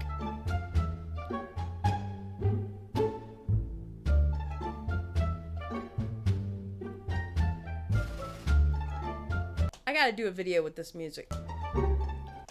On your YouTube, we're punishing you, nothing like that. We just want peace and privacy. We tried reaching you on Snapchat and Twitter first, but got no response. Yeah, because he doesn't reply back to people. I know for a fact. I just messaged you on Instagram earlier today before I saw this video. In fact, I'm not sure if you will see that though, so maybe you will see this. I understand you were trying to spread awareness, but since there are so many intimate details and identifying personal information, I truly believe there is a better way to inform people about child abuse and bullying.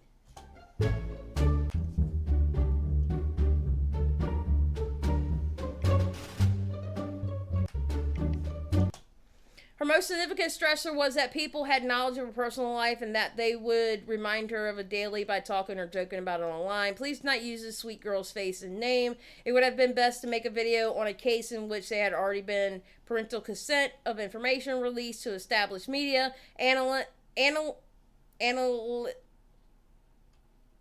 Analysis. Haha.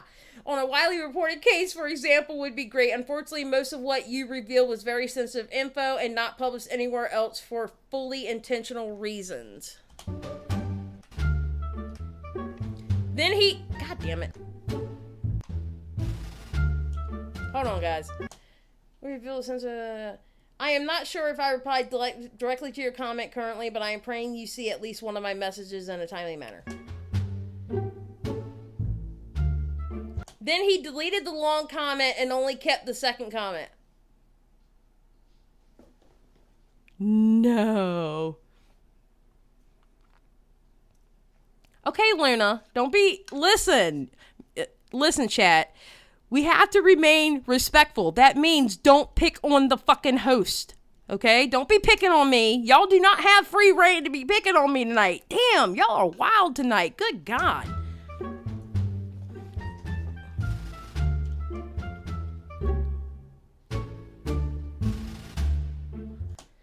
Well, 2 weeks ago, bullying her over 3 minutes in it, and even after being informed she won't move it, even alter the thumbnail because she's making too much money. It has well over 3 million views.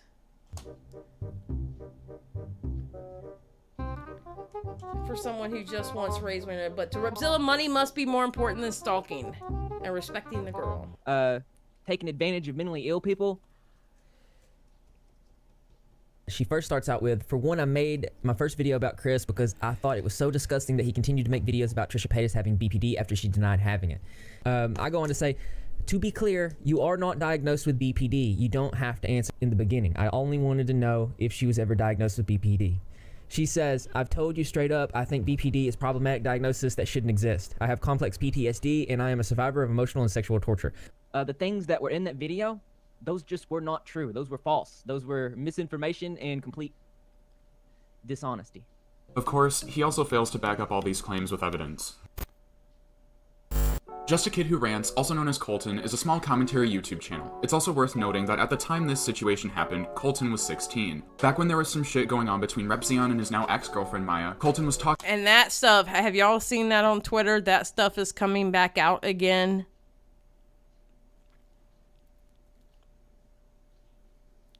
That stuff is coming back out again.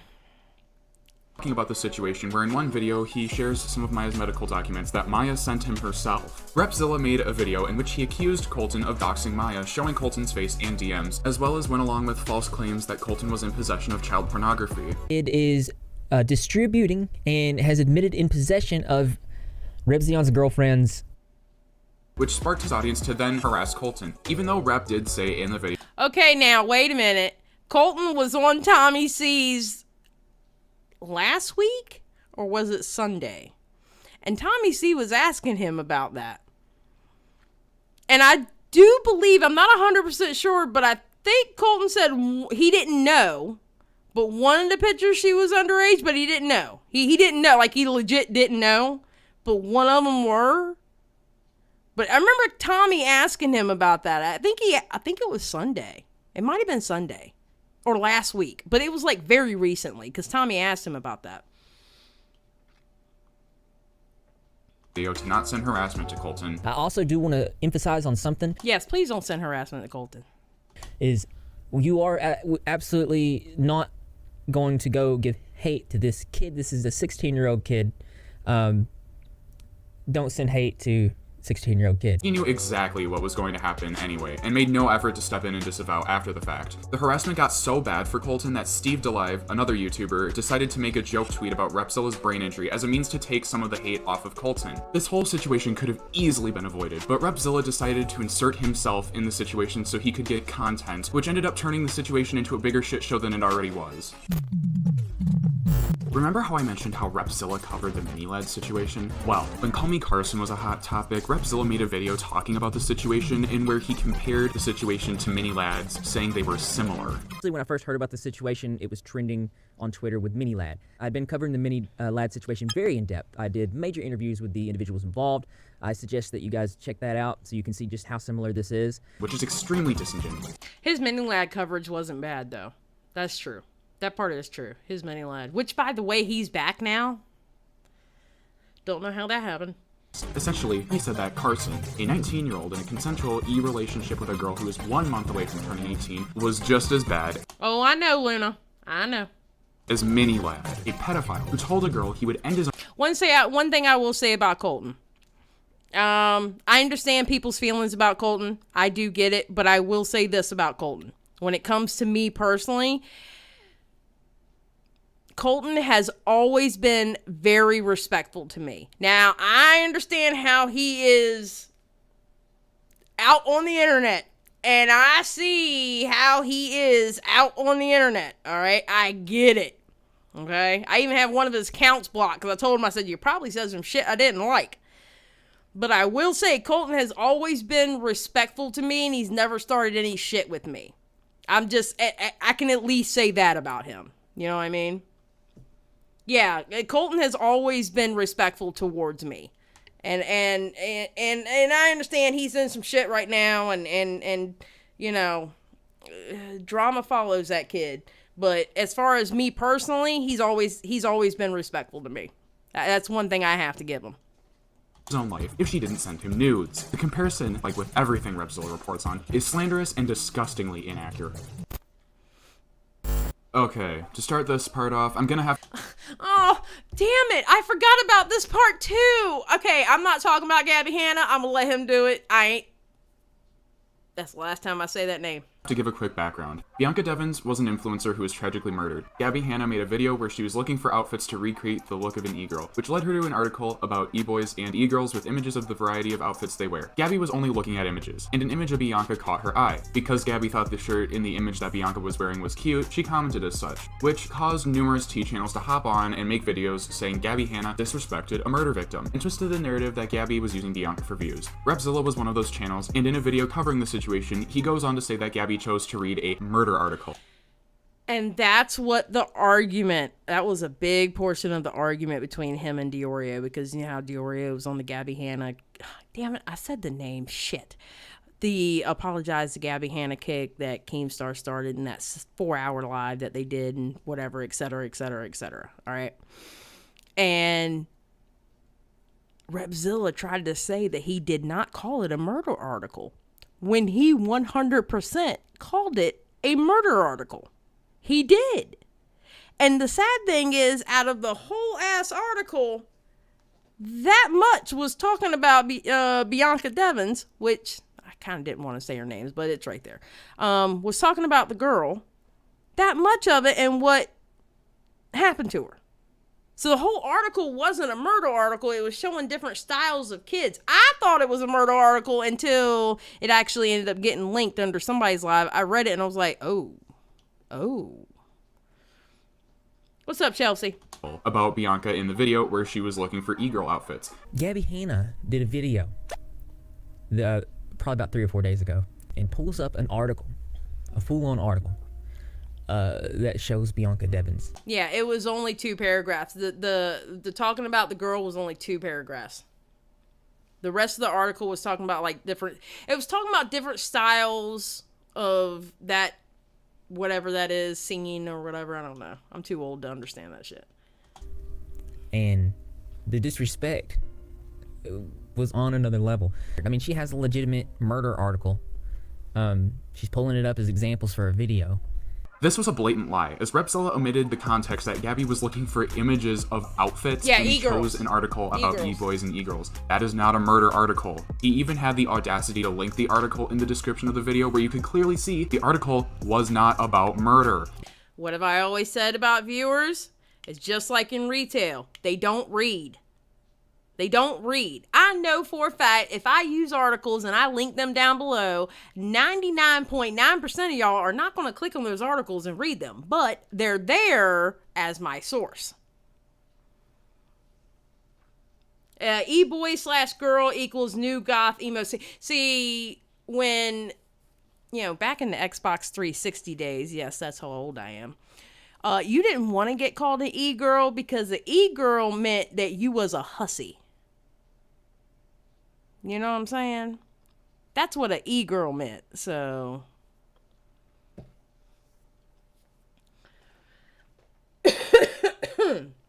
Bianca's mother actually caught wind of the situation when Gabbie privately reached out to her to apologize for any pain or harm her video might have caused, to which the mother forgave Gabbie and said she didn't think Gabbie did anything wrong. Gabbie then deleted the video and uploaded an apology about the situation. Okay, this isn't about Colton now. Let's stop the talk with Colton. The Colton part is done and over with. I know about Colton. I know. The only thing I could talk on was my personal experience with him. Half the drama that he's in, I don't even understand how he got into it. I know how he can be, but we don't need to be talking about him in here. Let's just concentrate on Repzilla. Lips and tea in the chat, because we said Repzilla's name. Sharing the conversation she had with Bianca's mother with the mother's permission to do so. Repzilla made a video about it and said how the apology wasn't enough, despite saying in his previous video that Gabbie removing the video and or apologizing would be the action he thought could correct the situation. He then even went further and criticized the mother for saying Gabbie was in the wrong, claiming that if the mother knew more about Gabbie like he did, maybe she wouldn't be so quick to forgive. Okay, hold on, excuse me. I personally take offense to that country accent. I'm just saying, not that I have a very heavy one like Repzilla, but I have a heavy enough one. I take offense to that country accent. Just saying. It's just kind of my shitty Repzilla accent. Bianca's Devon's mother probably doesn't know who Gabbie Hanna is. Probably doesn't know a thing about the dramas that she's been involved in the past. So basically, the stranger hops in the DMs and says, "Hey, I'm extremely sorry. I did this thing. It was unintentional. I didn't mean to." Well, of course, Bianca Devon's mother is going to be like, "Oh, well, that's okay," because how many people do you think that are just going to be mean in that situation? Think about it. How many people do you think are going to get all up in arms in a given situation like that with no context about a person or who they are? I put it in another way is like, person A says to person B, "Hey, I did this thing. It was unintentional. I didn't mean to do it. I'm sorry." You're going to be hard pressed to find a person that's going to be like, "Oh, you didn't mean to do that? Well, I don't accept your apology. I hate you." It's human nature to forgive, and that's what we're seeing here. Not only did Repzilla blatantly misrepresent the story in the situation, but he even went as far as to discredit and criticize a mourning mother's willingness to forgive someone in the light of her daughter's death, all because her feelings on the situation didn't line up with his. It's also worth noting that he said Gabbie used Bianca for views, which is pretty ironic considering the fact that Repzilla has a true crime video on his channel talking about Bianca's murder. The disrespect was on another level. Ooh, we got those lips for Skip. We got those lips for Skip. I will say this about the whole Bianca Devons. I think as soon as the mother and I believe it was the other daughters came out with that video and basically said what they said about Gabbie Hanna, I think that retraction should have been made and the issue should have been dead. At that point, the issue should have been dead and it should have stopped. That woman lost her child, and I think her wishes above everyone else's should have been granted. That's just my own personal take on it. Because I couldn't imagine how it would be for me if it was my child. You know what I'm saying? I just, you love those lip close-ups of Repzilla, Skip.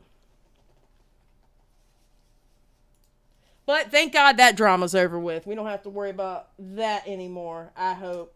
Because, not gonna lie, I got tired of seeing that damn name. I'm telling you, I got tired of seeing that damn name. All right, Tommy and DeOrio debates. When the focus on T channels and their constant misrepresentation of information started rising due to Gabbie Hanna's return to the internet commentators found Repzilla's videos saying that Gabbie Hanna read a murder. Wait, Taylor says, let's be for real though, what lips? Oh, stop, Taylor! Taylor! The shade, baby, the shade! Taylor! Be nice. We're respectful but messy. Oh, excuse me. We're messy but respectful. Article. His video was heavily criticized, rightfully so, on how blatantly dishonest and manipulative he was. Tommy C and Nicholas DeOrio were two creators who were the most critical of said video. Here. Repzilla didn't take too kindly to the criticisms and decided to DM Tommy on Twitter, and his messages, at the very least, show how dishonest he is. He tried challenging Tommy's criticisms of him, where he states that Gabbie reading a murder article and using Bianca for profit was his opinion, even though that is objectively untrue. He also bragged about how he's an advocate for victims and that his platform saves people, then calling Tommy's own channel into question, asking him what he does to help the cause. Whatever the hell that means. That's not what it's about. It's about getting it fucking right, not being manipulative. You're being deceptive. I'm not accusing you of lying. I don't know if I said lying once the whole stream. You omitted critical information. Fact. Because had you not omitted it, people could have looked like, yeah, that's kind of low, but I can see how that could have happened. Because she's making a video on e-boys and e-girls. So maybe she wasn't reading the text. She was just trying to collect photographs and articles to come up with whatever concept she was doing. It's that simple. You knew that. An article with most of it, and then 2 paragraphs about the murder. Yeah. I could have explained it to you if you haven't ignored me and you did an improv live stream. Shitting on me. I actually didn't do an improv live stream shitting on you. I didn't explain. I wanted to use this fucking example as why people support Gabbie Hanna, whether she deserves it or not. Don't tell me. This is when I knew I was going to drop his DMs. Don't tell me what I do for survivors, as I am a survivor myself. I have given my all for that cause. You didn't do much for survivors in your other video that I'm going to get you on. Remember, believe all survivors, right, Repzilla? And especially don't talk about how something couldn't have happened because someone was a vet and stuff like that, and going with the same narrative to disprove that something couldn't have happened. And you're supposed to be a SA advocate, and the whole time where you're denying someone's trauma, you had fucking Rain on there on your video collecting money for it. I'm not done with you, Repzilla. I digress. Don't talk to me like you're fucking stupid ass fans. I'll get to that in a minute. Even giving portions of my YouTube AdSense rate 10K this year. I'll stick it up your ass. That was for you. I don't buy any of your stuff, and I'll go over some other stuff that shows you that more than likely I can actually show all the rotten shit you did, which is actually a pretty lengthy list, maybe even longer than Gaddie's, just through Primic's video alone.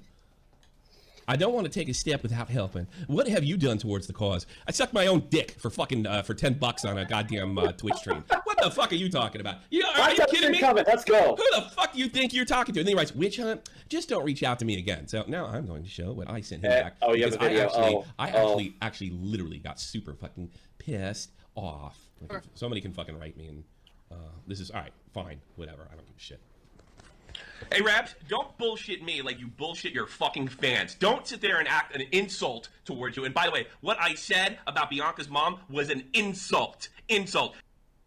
For context, the insult was towards Repzilla and not Bianca's mother. Okay. Hey, Stacy Bobbles, welcome to the Just Saying crew. I appreciate it. It's not my opinion that you omitted critical information and used weasel words. You can see that in your video. And I wrote back obnoxiously, if only Bianca Davis's mom knew what you knew, she would have helped you on your witch hunt. I'm very impressed with myself. I go, you don't give a shit about victims, and this is about your channel. Get out of my DMs, you make me sick. You seem to be pretty fucking upset that you didn't hate Gabbie like you did. So it really kind of killed your whole goddamn narrative that this is the worst thing in the world. And you did omit information about that article not being about Claire, thank you for joining Just Saying Squad. I appreciate it. Bianca's murder. You know why? Because that was fucking convenient. So don't sit there and say, like, I put words in your mouth. That was an insult. I didn't say that. You did. No, I did say that. I was insulting you, stupid. And I'll tell you something. Don't DM I disavow. me again. I saw what you fucking did, and that's the end of it. I don't give a shit if you were a victim. You can stick that straight up your ass. You fucking sit there and bitch about Gabbie Hanna, and now you're gonna say, but I'm a victim. Well, so shitty. So suck my dick. There you go. Well, ladies and gentlemen, if you didn't know who Tommy C was, that was Tommy C. You're welcome. That's Tommy C. So now when I say Tommy C, you know who I'm talking about.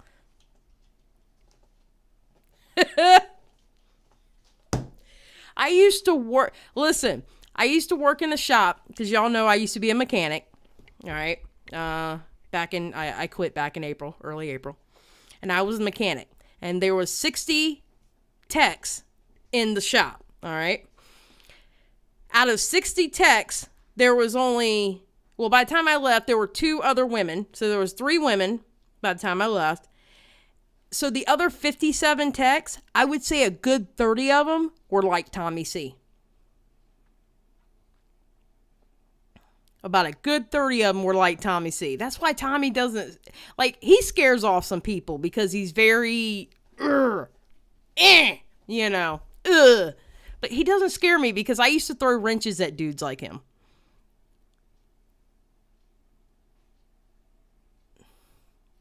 I used to throw wrenches at dudes. Dude, they would talk shit to me like that. I used to throw wrenches, and then before you know it, we were having lunch. You know, or I was making them banana pudding because it was their birthday. You know, so. Oh yeah, well you got to think. I was working around guys who get dirty all day and go home smelling like oil, antifreeze, and gasoline. I mean, these aren't your upstart guys that are wearing No, we were getting dirty every day. Where you have to wash your work clothes separate from your regular clothes so the oil doesn't get on your clothes. Yes, I was like shop mom. I was the one that was making because my banana pudding is the best banana pudding. So, of course, I was made to make banana pudding for people for their birthday. Vamp's like, what the fuck? I want banana pudding. Okay, I have to figure out how to get you some banana pudding because you were really nice to me in Red Dead the other day. So you kind of saved me in Red Dead the other day. All right, let's go. And suck my dick. I mean, really. And I come back to Tommy saying that. The picture she was talking about was next to the article that described her murder. My very valid criticism. By the way, he has not addressed my criticism that he omitted the overarch of the concept. I never said that the criticism wasn't valid, even in the video. Was a very valid criticism. How could she not see this? How could her editor not see this? Because the thing, if you tell the people that the article wasn't about this and this was only 2 paragraphs long, that changes everything and you know it.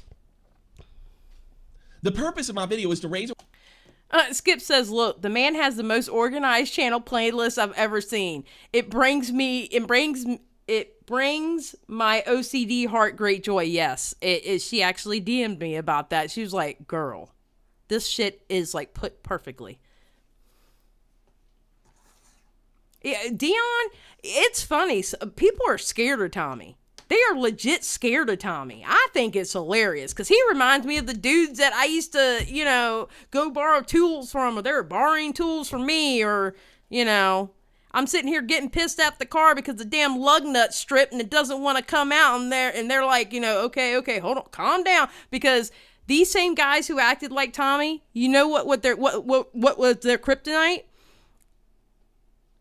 A woman like me that was very loud and got very angry at inanimate objects. It scared them. Because my toolbox had, toolbox on a concrete wall, there were some dents.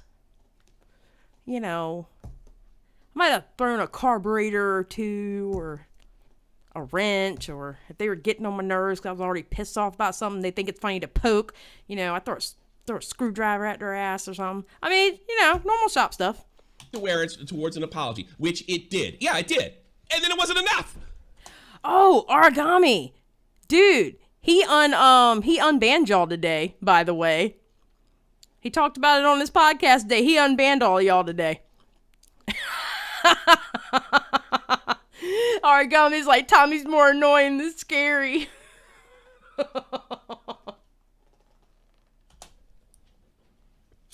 Yeah, it wasn't enough. It was more than enough for her fucking family, the only people on this planet that matter, but not for Repzilla. Let me guess, less hits, and it did. You have a 70,000 fucking hit difference between the two videos. The other video was going over her apology, which many didn't cover. I did. And if you had watched the rest of the video, you would hear me say, I'm glad she did it. That's not what I criticized you for. I don't care if you said that or not, and I would have believed you meant it if you said so. This is a good thing. I also talk about some channels hate her and only talk about hate, and they should not. Watch the fucking video next time. If y'all don't stop picking on a damn country accent, I swear to God, I'm gonna start cussing people out, okay? I'm tired of y'all picking on some damn country accents. We don't sound like that, okay? Just letting y'all know, we do not sound like that.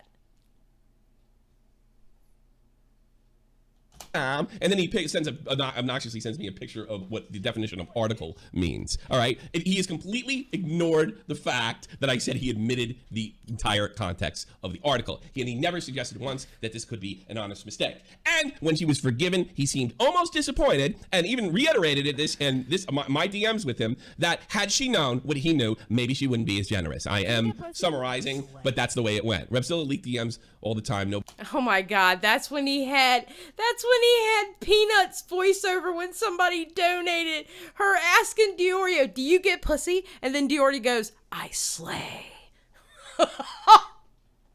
All the good old days. I'd never heard of Tommy C till you spoke of him, and today confirms what I imagine him to be. He is not funny, and I can't tolerate his picking on southern accents. Fuck all the way off. Well, a lot of people pick on the country. They pick on Repzilla for his country accent. Some people actually go so far with Repzilla to say they think that country accent is fake. Yeah, Skip, I slay. Nobody in the chat should be complaining. Negativity horses will rise to the place. Yeah, you're probably right. So, oh, and you know what? I'll show this one. And your comments about me being a survivor, they're out of line. What were my comments about him being a survivor? Well, we haven't said anything about him being a survivor. No, I didn't. I told him I don't care, and he'd stick it up his ass. Those are my exact words. I don't care. I said it publicly. Everybody has problems. I disavow. I disavow. Not only did I watch the video, I played it live, stupid. And it's really clear that you deliberately omitted the information that the article in question was not about that girl's murder. You used fucking 2 paragraphs to tell your audience that that was about murder, and that's how insensitive she was. And I never said anything about, oh, it was out of line. What did I say that was out of line about? I can see, okay, I will say this. I can see her, the person who did not read the article, because I refuse to say her name again. I can see why she didn't read the article, because again, folks, what happens? People don't read. They just look at pictures. Your victimization, the same victimization you don't afford anybody else, especially if they're a part of your witch hunt. I said, I don't care. Write it down, put it in big fucking letters. I don't give a shit. It's none of my fucking business. I don't live in your world where everybody's got to bow fucking down every time there's something horrible happening to them in this world. So I tell you what, I'm going public with this shit. I'm showing your fucking DMs. You can't fucking take criticism. I wasn't even going to go after you up much more than this, but I'm going to show people how you use a shield and how you don't afford it to other people. Have a nice day. Now, I'm not sure about you, but I find Repzilla in those DMs to be extremely rude and extremely arrogant as well. In a last attempt to get Tommy to back down from him, he tried pulling the victim card and using his brain injury to excuse and shield himself from criticism, which I find to be absolutely fucking immature. On another Shot from the Point stream that has now been taken... That's the one that I was talking about, where he went on Shot for the Point, Tommy C's channel, Tommy C, and that's the name of the show, Shot for the Point, Shot to the Point, whatever. Anyway, he went on there and he was really cool, and he kind of, I have to admit, when I heard Repzilla on there with Tommy C, I personally felt like he bowed down to Tommy C. Like, he literally got down on his knees and was like, please forgive me, don't come after me, to Tommy C. But as soon as he got out there, he changed up. I saw it for myself. I watched it real time. Literally, I watched it real time. SFT, yes, thank you. Shot from the point. Yes. Yes. Y'all know I can't speak. Shit. taken down, Repzilla actually called in, attempting to explain himself and the messages he sent to Tommy. Oddly enough, he claimed he was drunk when he sent the messages and tried to use that as an explanation on why his comments were so inflammatory, which, while we should give him the Oh, Cindy, I'm joking about the whole country accent thing. Believe me. I'm joking. I'm not being serious. Believe me. I hate my damn accent. benefit of the doubt, given his track record of lying in order to avoid direct responsibility, I can't exactly say that I believe he was telling the truth. He eventually toned down his defense and agreed that he could have handled the DMs better, and says the Gabbie Hanna video was a fuck up and that he'd do better in the future. Oddly enough, a day after the stream was taken down, Repzilla publicly walked back what he had said on the air, going as far as saying Gabbie Hanna had slandered him and that everyone on both sides were in the wrong. He's not wrong. That is exactly what Repzilla did. I watched it in real time. I watched him talking to Tommy C live. I watched the live. And Repzilla, I swear to God, I'm sitting here thinking to myself, damn, Repzilla, you're folding really fucking easy. You're folding, dude. And then the next day, walked it back. Including the mother. I'd consider it a mini meltdown as he went on pretty much ranting in a very spiteful manner on Twitter. Tommy, of course, saw the BS he was pulling and once again grilled him for his take, as well as the fact that Rep was literally contradicting himself and was trying to appease a narrative that was objectively wrong. Repzilla did later delete these tweets, a pattern he's exhibited in the past when he wants to bury or distance himself from some controversy. At this point, Repzilla had dug himself to the bottom of a pit that he could no longer get out of, which is frustrating as he had multiple times where he could have corrected the record or just owned up to having made a bad video where he omitted critical information from his audience. However, as with every situation he lands himself in, Repzilla chose instead to tiptoe around directly addressing his wrongdoings instead of choosing to be the honest and unbiased person he claims to be. A few weeks later, Edwin fired up a live stream to go over the Gabbie Hanna situation. Okay, this is the live stream. This live stream here is what I'm going to link it down below. I'll find it and link it in the description box after Redski's video. And Repzilla was on call with so y'all can watch the whole thing because it's amazing. Him adding points here and there. Nicholas DeOrio saw what Edwin was saying about Gabbie and disagreed with some of his points, so he called in to talk with Edwin. The discussion quickly dissolved into Nick debating Repzilla, due to Repzilla dodging a question that Nick asked him. All throughout the debate, Repzilla attempted to drag out the conversation by inserting information irrelevant to the argument at hand. He also tried making emotional arguments as a way to paint himself in a morally superior sense by saying Nick should have brought up his issues with him in DMs rather than publicly on Twitter. If you don't want to listen to the clips of the call that are about to play, please feel free to skip ahead. Do you think there's anything objectively wrong with reading an article and like saying that someone has a nice shirt? Like, do you think that Gabbie did anything wrong now? Back then. In that context, no. In the context of like understanding what's going on, like in 2020, would you make 2021? Would you make the video you guys made in 2020?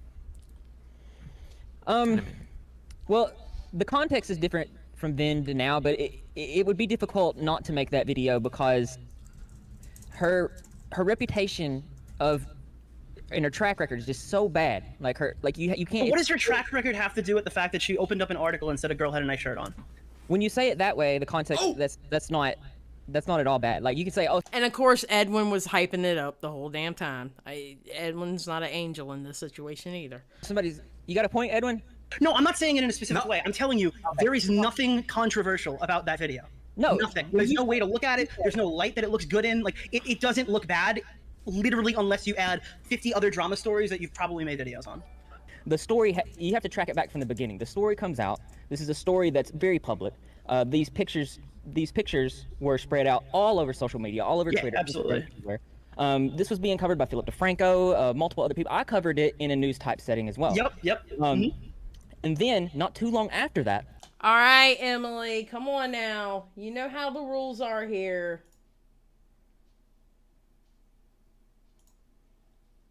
Come on now. We got to be respectful. No calling people out of their names. Come on. Gabbie Hanna, who I've also covered, and this is right around the same. And it's interesting because it was right around the same time that this Jessie Smile situation happened. So she was getting hate for that, and then she comes out and does this. But comes out and does this. Like, what is this? What was her big flaw that you think she did in this video?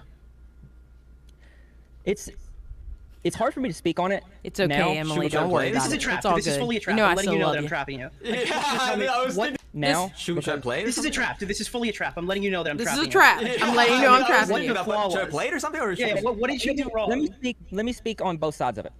So it's hard for me to talk on it because I consider you a friend. I don't know how you fucking feel about me, especially I guess you think I'm a T-channel or whatever. But it's like I don't want to make you mad.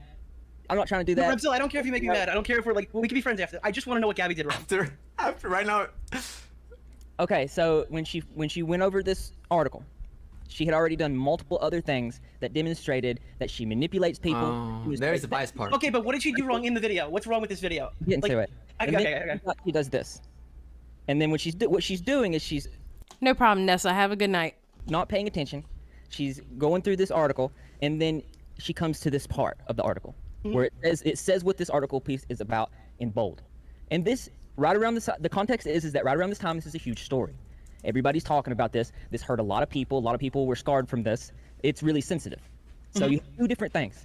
It's important to know that you have the tragedy that happened. Yep. Then you have the Jesse Smiles thing that she's currently in a controversy for. She's not being seen in the best light. Okay. Because it's come out that she's manipulative and all this other stuff.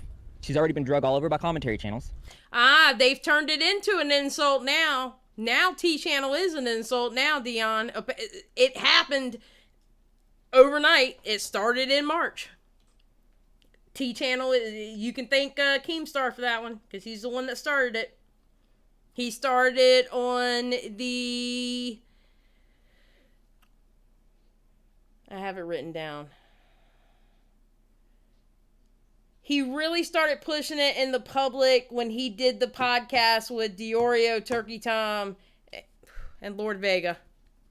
When he did that podcast, Half-Baked Podcast, that's when he started saying the T-Channels, the T-Channels, the T-Channels. That I remember publicly. And then she does this. And I guess one of the things that people were upset for is like, how does she see this? Because this was such a big story, and then it makes it through editing and all this other stuff. My criticism was, I don't believe that she couldn't have seen it. I think that she saw it. All right, so your criticism is she didn't read the article. Yes. Okay, you didn't read the article. You called it a murder article in your video. It's literally an article on e-girls with one tiny paragraph at the bottom of the page. I said that she was making a video on e-girls. No, you made a video saying she made a video on a murder article. It's in your transcript. So many times because of you and Tom. Okay, you see where he's walking back saying that he didn't say murder article, but remember earlier in the video, he showed him saying murder article? That's what Repzilla does. He's literally sitting here trying to say he didn't say murder article, when you clearly heard him probably about a half an hour ago say murder article. On me. I've watched it over and over again, and I say Gabbie Hanna was making this video about this. I don't even want to talk about it because it's sensitive. The whole thing with the mother and the family. I feel like this is something that we shouldn't be talking about, especially now. In consent, she thanked me for talking about it on my timeline. I don't know if it's you guys came at me. And yes, the mother did thank him. That he's not lying. He's not lying about that. The mother did thank him. She really did. I feel like you came at me a little bit harder than the other people. I don't know. I mean, I think it might be because I'm a little bit more easily accessible to you guys. You can just reach out and you can talk to me, which you should have did in the first place. Yeah, I don't give a shit. I don't operate like that. I literally no. That's literally. I don't it's what's funny is you don't operate like that, but I do. That's good, dude. You can play the morally right card here. At least I read the fucking article. I read the article. Listen to me. I don't think you read the article. And Doug, I thought it was funny that you came in and kind of agreed with us on Tommy's stream, and now that Tommy's stream is down, you're like, Gabbie slandered me. Gabbie slandered. And that's exactly what he did. And you can't see that video because that video got struck down. That video got struck down, so you can't see it. I had to take my, because I had did a reaction to that same video of Edwin's, and I had to take mine down because I didn't want to get struck. So I took mine down. But you can't see that live because that happened after Tommy reviewed that video of Edwin, so it ended up striking the whole live down. And that's where Repzilla was walking shit back, and then he turned around and changed it up the next day.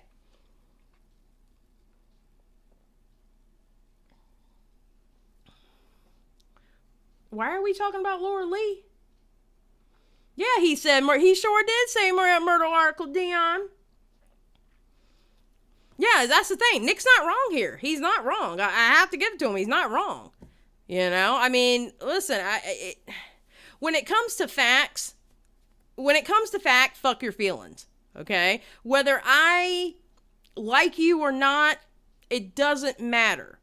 If I agree with you, if you have a point and you're showing your point, and your point makes fucking sense, then your point makes fucking sense. I don't care if I like you or not.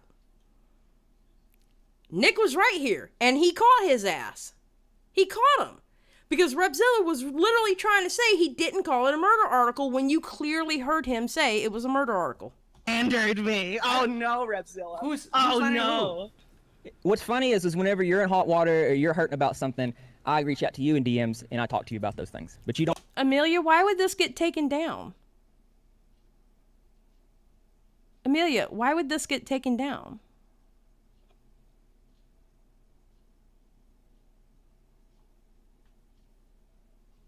This isn't going to get taken down. This wasn't the part that got copyright struck.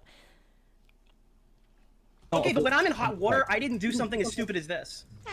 Oh shit! Look, I told you like multiple times that I read the article. And I don't believe you because you called it a murder article. Well, you're entitled to your opinion. Okay, but like it's pretty. It wasn't an opinion. It was a fact. You possibly say it's disrespectful. It's not an opinion. It's a fact. You called it a murder article, dude. What the? Oh, it was a callback. Oh, okay, I got you, Amelia. For her to say this girl had a nice shirt when you did a news article on this girl's death. Like literally, you have 2 videos, I think 3 videos, one on the apology, one talking about how it happened, and one talking about how Gabbie said her shirt was nice. Where the fuck do you fit in this situation where you have any room to talk, my dude?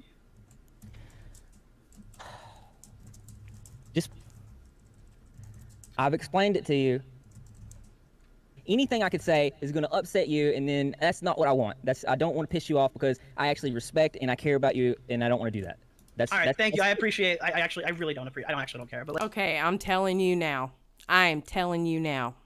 If I knew for a fact that I was not in the wrong, and my friend was coming for me on a live stream in front of God and everybody, do you think?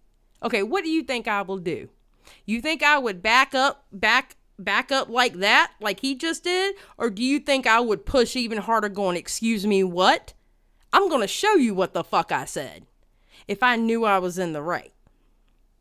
I'm going to push back even harder if you're trying to tell me I was wrong and I knew I was right. I don't care if we're friends or not. If you're trying to call me out in front of God and everybody knowing that there's screen recordings going on, I'm on Edwin's channel, so you know he's going to clip it and put it on his channel. I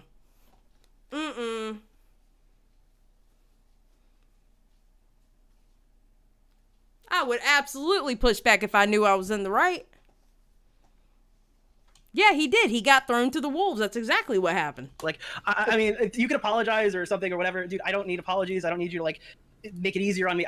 Dude, you're cool. You're a cool dude, okay? Totally fine. We don't have to talk about, like, how much we like each other or dislike each other. I still don't understand what Gabbie did wrong in that video. I don't know how any other way to say it. Like, I'm not afraid of you, dude. Because you tweeted out, like, we're all wrong on this one. No, it's just you. Yeah, I'm trying to, like, be respectful to you here and listen to you and hear you out. All right, dude, I don't care about the emotional shit. Can we just try to talk about the points? What's going on? All right, what's going on, I'm trying to talk to you about the points. You've been acting like you've been acting like because I don't respect any of you people. I really don't. You people? This isn't about you people. This is the most clear-cut fuck up ever on this entire website, and nobody can wrap their head around it. Oh, wow, it's extreme, bro. You've been acting like this even before the drama channel started. Oh shit, it's getting personal. If anybody needs to tap out, do I tap out? Who's gonna tell me? If somebody disagrees with you, you get louder or you puff up your chest and you act like you just don't want to listen to it. Okay, then you should tell me something I'm wrong about so you can get louder, or you could say it nice and calmly and win the chat. Like, dude, I'm arguing points. You're arguing emotion. Oh, the noises in the back. When Edwin streams, he tends to have to go to the bathroom a lot, and it was probably him getting up, getting a drink, and probably popping open a beer or something like that. During Edwin's stream, this is not the scene that you saw. You saw Edwin there, and he has the article pulled up, and he's talking through the Discord to these two. So, emotions. I don't care about that shit, dude. It's even not even about emotions at this point. It's like you can't disagree with Nick, or he'll come at you, and your friends don't want to fight with you. Dude, I'm so sorry you can't make an argument. You're just like literally going after me for that. Argument, dude. You just don't. I don't want to fight with you. All right, then like, why are you engaging with the conversation? I was talking to Edwin at first. All right, I'm going to interject here real quick. So essentially what Repzilla is trying to argue is that because Gabbie Hanna has done things worthy of criticism prior to making that e-girl video, it justifies Repzilla making a video saying Gabbie Hanna made a murder article, which I don't know about you, sounds completely misconstrued. I know, I sound pretty slow here. It's just, I just can't understand it. It just really shows how dishonest and... Tell you the truth, I wish I would have snipped this for the thumbnail. This is actually my favorite one. I should have snipped this one for the thumbnail. Bias he is. Now, while those clips showed that Repzilla was trying to circulate the conversation back to where it started in order to dodge responsibility, this next part really shows how he tries really hard to derail the argument by arguing emotions. It just doesn't make any sense to me because you come at me so fucking hard. I don't know if that's just like, that's just what you do and you can't help it, but it's just like... Repzilla, Dude, you act like you don't know Nicholas DeOrio. He's a self-admitted asshole. You act like you don't know him. See, this is what I don't understand, okay?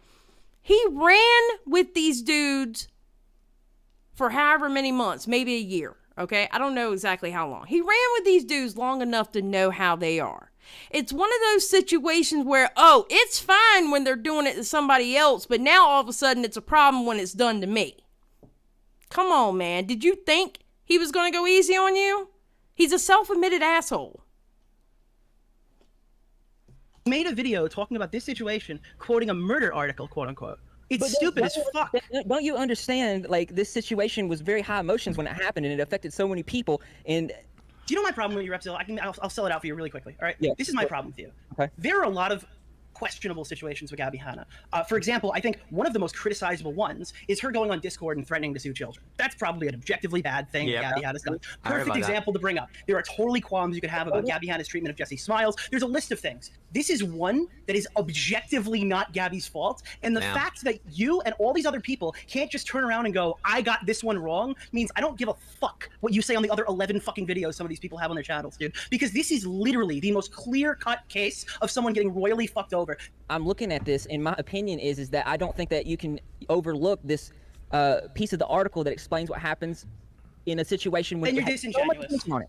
It has so much attention on it. That's my opinion.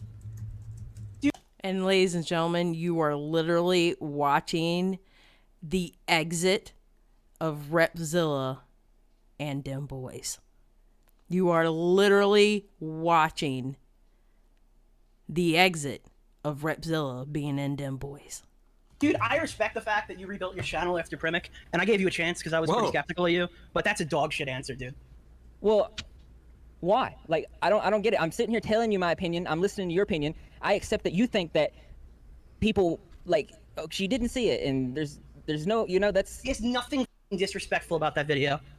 I just don't, like... What's up, Cringy? All right. If you or anybody else, it's like... I could be mean to you.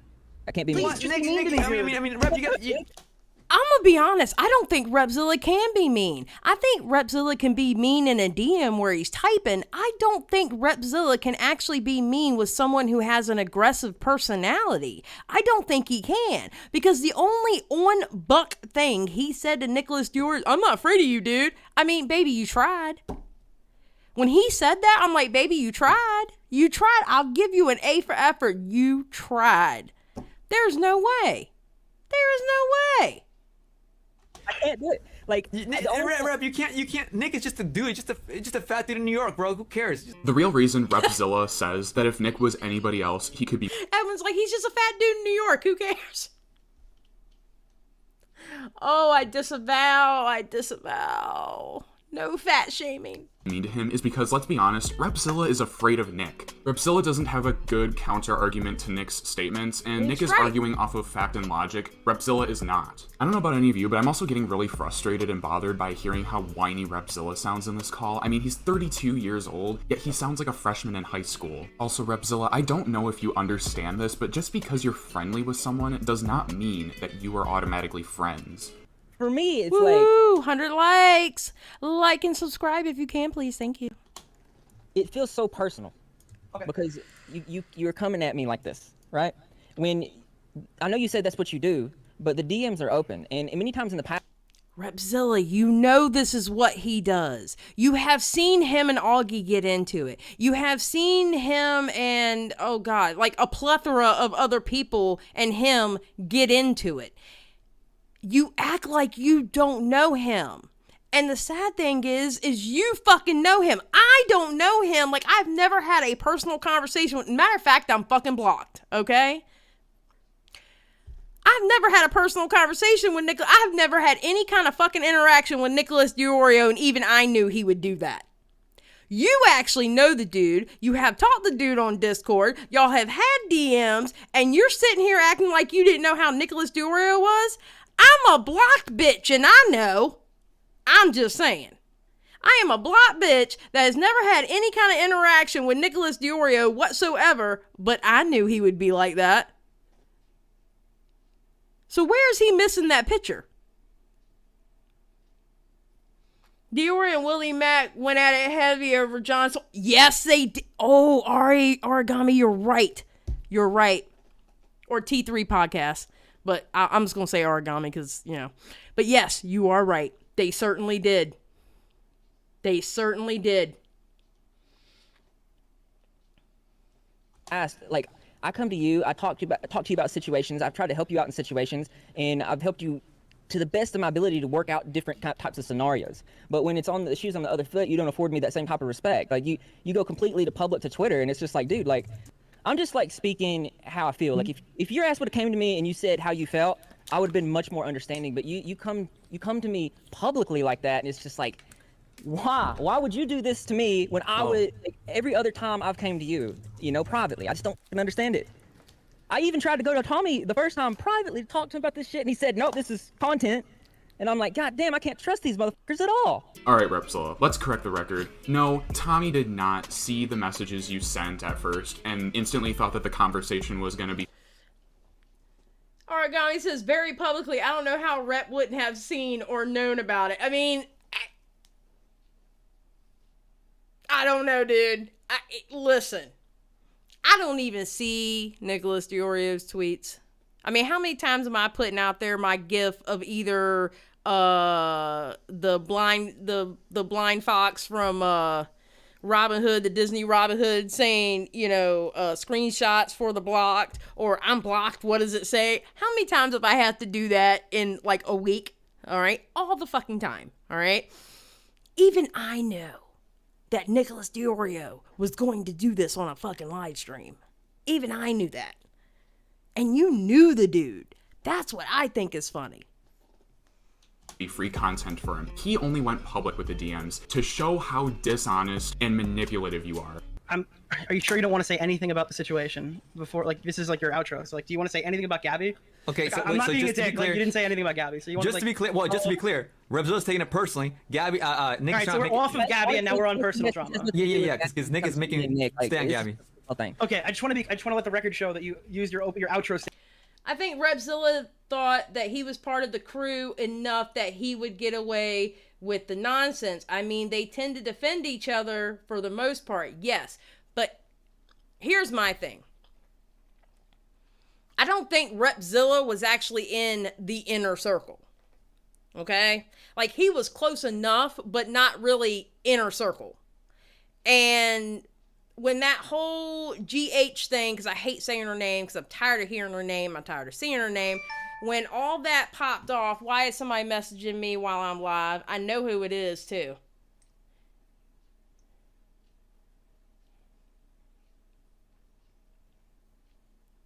I'm going to put my damn phone on airplane mode. Girl?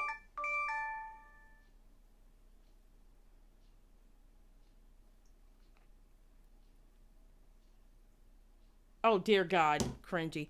Anyway.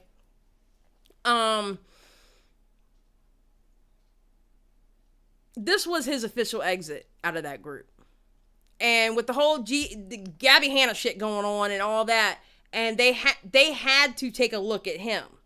Think about it. If he's part of their group and he did what they were going against, how hypocritical would it have looked for them if they didn't talk to their own guy for doing it? How hypocritical would it have been for them? They had to say something. And the one that's going to say it was going to be Nicholas DeOrio. And he originally went up there to tell Edwin a thing or two. But he ended up telling Repzilla because Repzilla popped in. Statement to not talk about what we're talking about. But all right, so my biggest issue with you, to be honest, I was skeptical when I first met you, and I was totally cool with you. We let you on. We brought you on multiple live streams. You know exactly how our community works. It's okay, cringy. It's just that damn ringer for it just drives me insane. But it's not your fault. You're good. Come around and hung out with us when we've had big streams and stuff like that and small streams. I appreciate everything you've done for the channel and stuff like that. And I've had reserved judgment because I know some shit, obviously. And I think, to be honest, for the most part, I thought you were a good, outstanding. I thought you were like, I thought you changed for the better after the whole situation with Primic. Now, notice he said, I thought you changed for the better. He didn't say, I know you changed for the better. He said, I thought you changed for the better after the Primic video. Thought. That was him letting them know right now. You're not going to be around me anymore. Based off of this entire situation, I got bad vibes. When I saw you made a absolutely objectively bad video that's literally like on par with some of these ridiculous videos that were made about Gabbie. This is a public video you made, and I reserve the right to publicly criticize it when it's literally the topic of conversation that I'm talking about. And I'm sorry. Mary, I actually agree with you that Edwin is just glad it isn't him. I agree with you. Sorry if you think that I should have taken it to your DMs, but even if I took it to your DMs, I can fucking promise you I was going to talk about it because it was that bad. Okay, just being clear with you. Now, after having this conversation with you, watching you dodge every fucking question, that I didn't take the entire night, and not be able to take any accountability for the situation at all, I realized that I was right for tweeting it out the Okay, that typing is Edwin talking to people in the stream. way that I tweeted it out. I do not feel bad at all. I do not care. I don't have a personal problem with you, no matter how much you want to drag that up. I have one thing that I have, and it's me trying to be objectively true when I make statements and stuff like that, and me telling the truth means more to me than your feelings. So I'm really sorry that this hurt you on a personal level. I didn't mean to, but I don't think me being cool with you on a few live streams is the same as me having to go and not criticize you publicly. Okay, let's take that comment there. I don't think me being cool with you in a few live streams, that's letting you know there really wasn't a friendship there. I was just cool with you in a few live streams. That's a dig. What did Dr. Herb say? I mean it clear he can't handle any pushback whatsoever. It can't be like that if you want to talk about others. Amen. Amen. I don't think you should put that on me. I don't think that's entirely fair. And I think that it's not above criticism. All right, Skip, have a good night. I definitely didn't say that anything was above criticism. You can criticize me all you want. I think we're almost done. Yeah, certainly I can't. No, you can do that. That's fine. But you're saying I'm dodging accountability. Yes. In what way? You tweeted out this is everyone's fault. Everyone's wrong in the situation. No, you guys are wrong in the situation. Gabbie is not wrong in the situation. Dude, right now at this point, everybody that is wrong in the situation, we're wrong for even trying to bring it up. It's not right. It adds to the whole situation. Well, I mean, I personally got to thank you for saying that you guys are all being pieces of shit. And that's just the briefest summary of the debate. It was a total of 45 minutes long. If you are interested, I am going to leave a link to the full debate in the description below, so please feel free to check it out if you so wish. What's also worth... Okay, so I don't have to... Well, no, I'll just get it off of his and put it in the description box. No, I'll put it in the description box for y'all. That way, But remember, go watch this video without me stopping and talking shit. Noting is the minute Nick left the call, Boblax entered the call and asked Repzilla the same question Nick did, to which Rep walked back his stance again. First he walks back his stance on Tommy's stream, then he walks back the walk back when the stream got taken down, doubles down on the walk back when arguing with DeOrio, and then walks back on his walk back that he walked back in the beginning. Jesus Christ, this is a mindfuck. What was frustrating was Boblax literally asked the same question Nick did at the beginning, and had to coddle Repzilla the rest of the time he was on in order to get a response. Would you, make that video today? Do you regret the And that's Boblax talking right now. stuff you said in that video about the initial situation? Well, you watched it recently, so let's see what you think. Yeah, are you oh, I wish I said something differently? Obviously you wouldn't have called it a murder article if you would redo it and stuff like that. In 2020, would you make 2021? Would you make the video you guys made in 2020? Rep, this was the same question you were asked 42 minutes earlier. You wasted all that time just to end up back in square one. After Edwin's stream, it was pretty apparent that Repzilla lost favor within the commentary sphere on YouTube, with those he was friendly with openly criticizing him. I love you, Repzilla, if you happen to be watching this, but my dude, there are plenty of times when you'll cover topics that I simply do not agree with, and this is just one of them. Like, bro, like, I know you don't consider yourself a T channel, but your viewpoints very much align themselves with T channel. And then they started to fall. They started to fall. And you knew it was going to happen. You knew it was going to happen. And those previously critical of him having their voices heard by a greater number of people. Well, after everyone has dropped calling this guy a pedophile, Repzilla, like the fucking weasel. I swear to God, one of these days, Crow is going to break a blood vessel on his face because he gets so hyped up in his streams. Sometimes, I swear, it's just like a little blood vessel right here, and all of a sudden it's going to go... Pfft. He shows up and calls him worse than Mini Lad. How?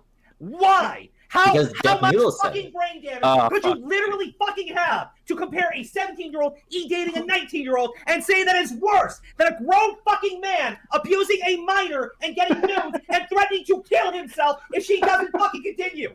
How? How the fuck did that make any sense? Alright, this is a short one, but it's important to mention nonetheless. Repzilla likes to preach about how using other people's struggles for views is unacceptable. I swear to God, Crow's gonna bust a blood vessel one day, because he goes the fuck off. Like, I used to go the fuck off, but, you know, I'm getting too old for that shit. I'm trying to be calm, you know, cool and collected. And, you know, sometimes I go off. You know, y'all seen me go off sometimes. Sometimes. But, good God, Crow will just... I mean, I'll check up on my homeboy, but I still laugh. Origami.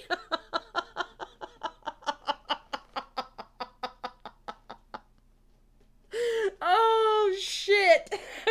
Acceptable, yet he seems to have no issue with making tons of videos on Eugenia Cooney. And this isn't anything old, because at the time of me recording this, he made a video on Eugenia 3 days ago. And I'm pissed, and you'll understand why. And although I can't connect Eugenia directly to this movement, I do feel like it's important to talk about. Then Repzilla, why is Eugenia's name the first 2 words of your title? Why is her image blown up on your thumbnail? Explain that to me if you cannot tie her directly to what you're talking about. It is okay to talk about. I mean, I'm just saying, you put her face on the thumbnail. The first 2 words in your title is Eugenia Cooney, but then you're going to turn around and say, I can't directly tie her. But that's, okay, that is a Blair White type of situation. Because we know Blair White does the same shit on her thumbnails. She'll show a random drag queen, and that drag queen isn't the one she's talking about in the fucking video. Well, in this instance, Eugenia Cooney is the first 2 words in his title, has her face on the fucking thumbnail, because that's going to bring in views, right? And then you're going to say, well, I can't directly tie her to it. Then why are you even putting out the fucking video?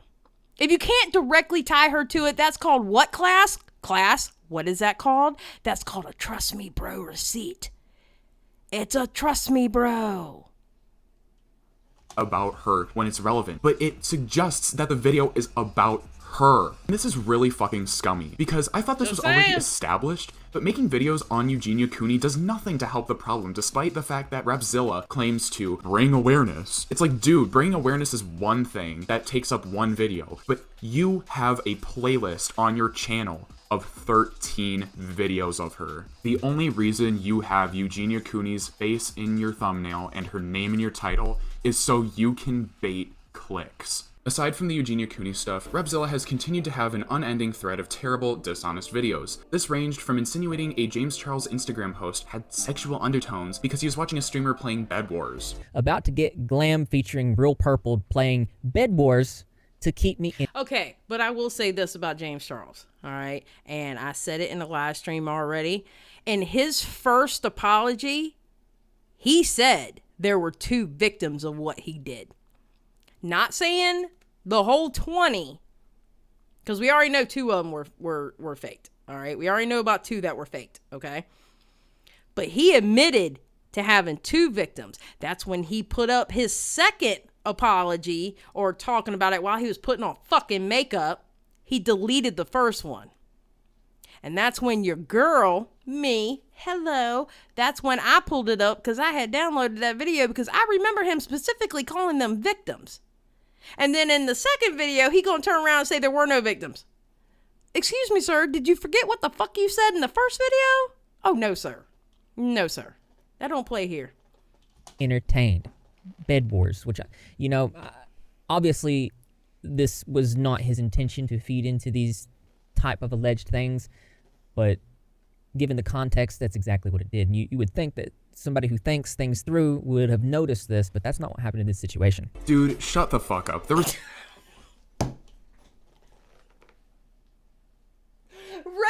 Redski's character fucking kills me. Dude, shut the fuck up with a claw. The claw just pointing at him. Shut the fuck up. Oh my god, I love this fucking character. I love this fucking character. There's nothing wrong with that post. You're just being super fucking dishonest and disingenuous. Yeah. He hinted that the Onision investigation was flawed because he knew more than they did without backing the claim with evidence. Now, it's important before we go forward and start breaking down this report to understand that this report is made objectively from an officer placing out the facts as they are. It's very impartial. So a lot of you guys who have become very emotionally invested in this, as have I, you're going to read this stuff because us as a community, we know a lot more of the details in this situation that the officers really don't know. This is somebody that's coming in objectively, not biased, not that is impartial, and they're just... Okay, can we be for real for a second? Onision was never going to jail. Onision was never going to jail. Because unfortunately, they do not have laws against mental abuse. And everything else Onision did, Onision knows the fucking laws like the back of his hand. And what Onision did was he walked that fine fucking line. He knew how to toe that line so it wouldn't cross over to being illegal. That man knew exactly what he was doing. But unfortunately, laws are not caught up with someone mentally abusing. Physical abuse? Yes. Emotional abuse and mental abuse? No. No. And it has to be so clear cut for grooming that it's got to be fucking obvious. Like obvious. Onision was never going to jail, no matter what that asshole said, Chris Hansen. No matter what Chris Hansen said. Onision was never going to jail. Never. I mean, yeah, wish it, but he was never going to jail.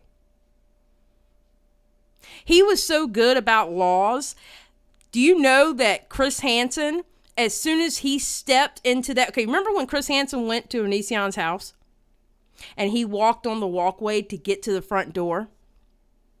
Onision was so smart to where he put that security, like, you know those little things, they like security, like do not trespass or whatever. He was so fucking smart in where he placed it. Technically, Chris Hansen broke the law walking up to Onision's house.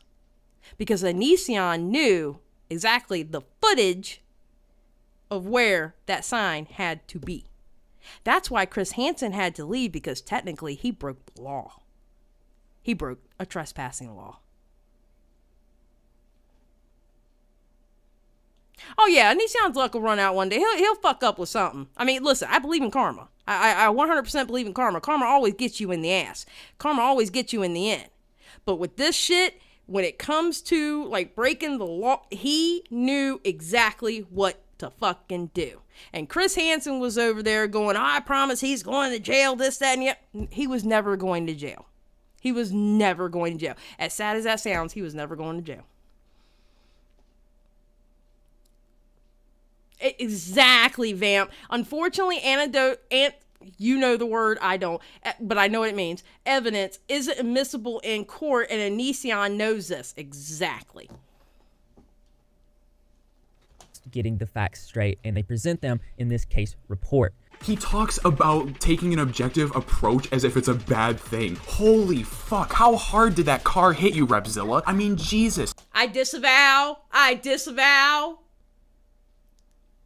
Exclamation point, disavow. He says that bias and emotional investment is a good thing in a situation like this, and he never backs it up with evidence. Oh my fucking god. He also made another Gabbie Hanna video, citing Trisha Paytas of all people as a reliable source. To make matters worse, he made a video about Keemstar's new girlfriend, in which he calls her a 20-year-old child in the title. He later changed it when he got backlash, but his excuse was that he was, quote, sleepy. And when Keemstar found out and simply laughed. See, that was a Facebook post right there. He got caught on a Facebook post. That was a Facebook post. That was not a Twitter post. Because when you saw the bottom and how it says youtube.com on it, but you saw the bottom, that was a Facebook post. So yeah, that's from his Facebook. Not personal Facebook, but his content creator Facebook page. At how dishonest the title was, Repzilla decided to tell his audience on his community tab that Keem made an irresponsible tweet about him that was sending people to harass him. This dude doesn't have a fucking backbone. All Keem did was laugh at your poor coverage. And once again, Repzilla, you always have to push the blame onto anyone but yourself. It's also pretty bold of you to say that harassment is getting sent your way when you weaponize your audience all the fucking time. Despite saying numerous times that he'll strive to do better, Repzilla has proven himself incapable of doing so. He has proven himself to be a pathological... Wild Banshee, I do say this with shame, but as someone with a brain injury caused by being hit by a car, I laughed at this joke. Well, I mean, Wild, you get the pass, okay? Been there, done that, you understand, okay, you laugh. I've never been hit with a car, I don't have a brain injury, that I know of, so I disavow. I'm just saying, I disavow. Yes, Amber Chick. Chris Hansen wasn't looking for justice with the Nissan, he was looking for clout. Yup. Liar, a manipulator, and someone who is willing to hurt anyone around him if the outcome means his reputation stays intact. He's constantly leaked other people's personal information, sent harassment towards smaller creators, abused the copyright system to silence criticism, and tried encouraging other channels to make hit pieces on a mentally unstable woman to boost his credibility. Whenever he argues with someone, he throws red herrings and strawman arguments in order to avoid talking about and acknowledging his faults. And most importantly, he hasn't ever addressed any of these situations head on. When he does apologize, he finds the quickest opportunity to walk it back and then weaponizes his audience. He's willing to dole out criticism towards others, but the minute he's on the receiving end, he tries to silence it. He likes to talk about himself like he's better than people like Gabbie Hanna, yet he is no better, and I'd say he's fucking worse. To be brutally honest, looking at all the things he's done, Repzilla doesn't seem to have the maturity to handle talking about the topics that he covers on his channel, and that's pretty fucking sad, considering I'm talking about a dude who's 32 fucking years old. It's a miracle that his channel was able to bounce back the way it did after Primink's video. The fact that I ever supported this guy with the impression that he was well-read without looking into his past makes me feel very embarrassed, to say the very least. Now that I've said my piece, let me know what y'all have to say in the comments below. I want to give a special shout out to Marcy and Crows of Judgment, as they have both covered this situation far longer than anyone I've seen. I would appreciate if you checked them out, as well as all the other creators I referenced in this video. Until then, I'll see you in the next one, guys. I'm out. Peace. I swear to God, when the day comes that someone talks about me in a video, you know, like a hit piece or something, can y'all please listen? I'm old, okay? I don't need to be reminded how old I am. Just don't keep referencing my age. You know, don't keep going, she's 45 years old. She's 45. I'm about to be 46 in December. I don't need to hear she's 46 years old. You know, just say I'm a bitch or something, okay? I don't need to keep hearing how old I am. That's all I'm asking. That's all I'm asking, all right? Just call me the B word or something. Call me a bitch, but I don't need to be told how many times how old I am. Oh, God, I can take these off now. Thank God. Age ain't nothing but a number. Yeah, tell my aching body that. Shoot. Ugh.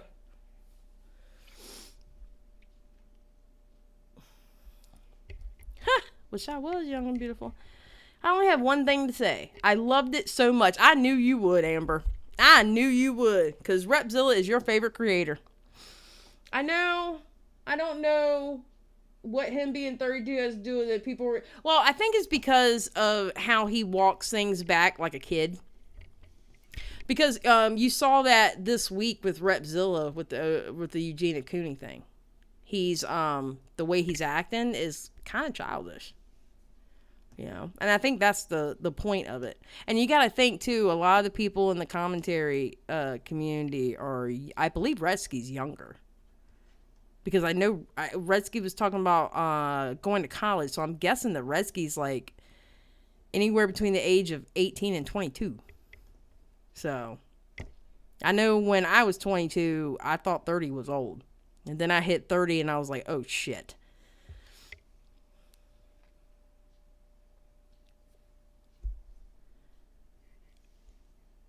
Age is a number, the number sucks. So, what did y'all think of that video? I thought it was pretty good. I thought it was damn good. Absolutely.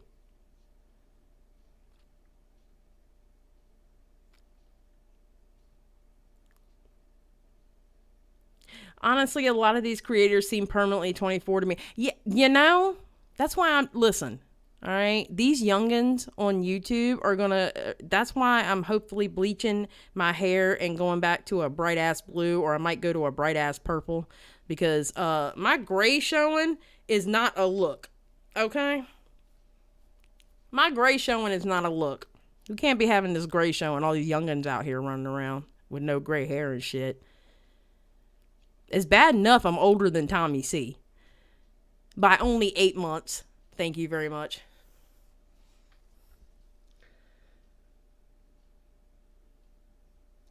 Steam Cyber says, I really like that video. It was about time that Repzilla got told. Yeah, no, I agree. Well, I got one more for Repzilla. Because I really, really, really don't like how he covered referencing Mysterious T. I don't like how he covered it. Not as an SA advocate, and you literally took what someone said, and I just, no, sir. No, sir. Amber Chick, it was beautiful. Brought a tear to my eye and warmed my cold, dead heart. You add the 2 digits together and you're 10. I enjoyed the video. It was well put together and hits major points and doesn't dwell on the little drama aspects, but the harder hitting issues. Yeah, no, Man of Pants. I liked the video too. I thought the video was well done. It's nice to see somebody putting out like deeper videos like this.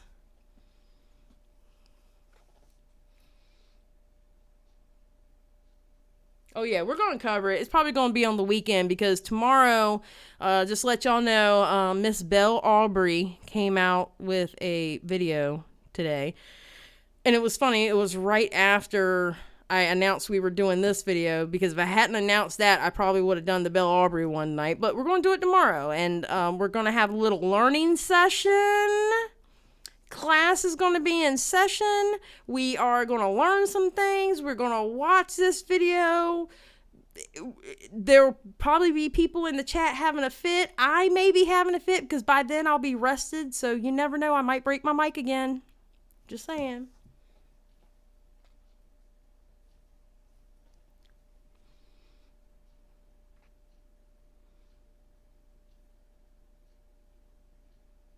SM says that was a good one, the fallout of the characters from that cruise. Yeah, no, it really is.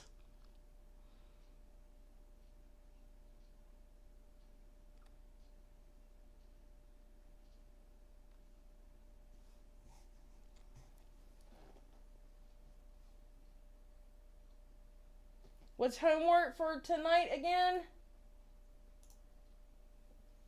That video right there. That's homework.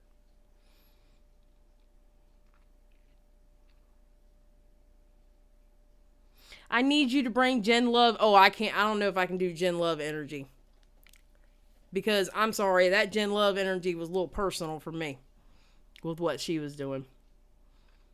I'll just put it this way. For tomorrow night, the mic will not be right here. It'll probably be there. That way I won't break it and I have to buy a new one. I will send you my textbooks. Oh my God.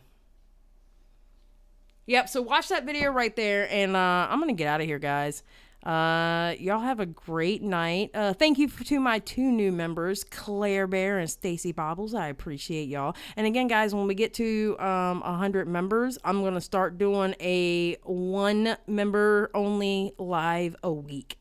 So, you know, let's get to 100 members and we can do that.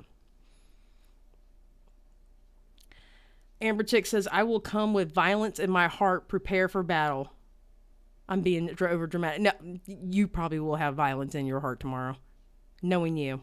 All right, everybody. Y'all have a great night. And remember, keep it real.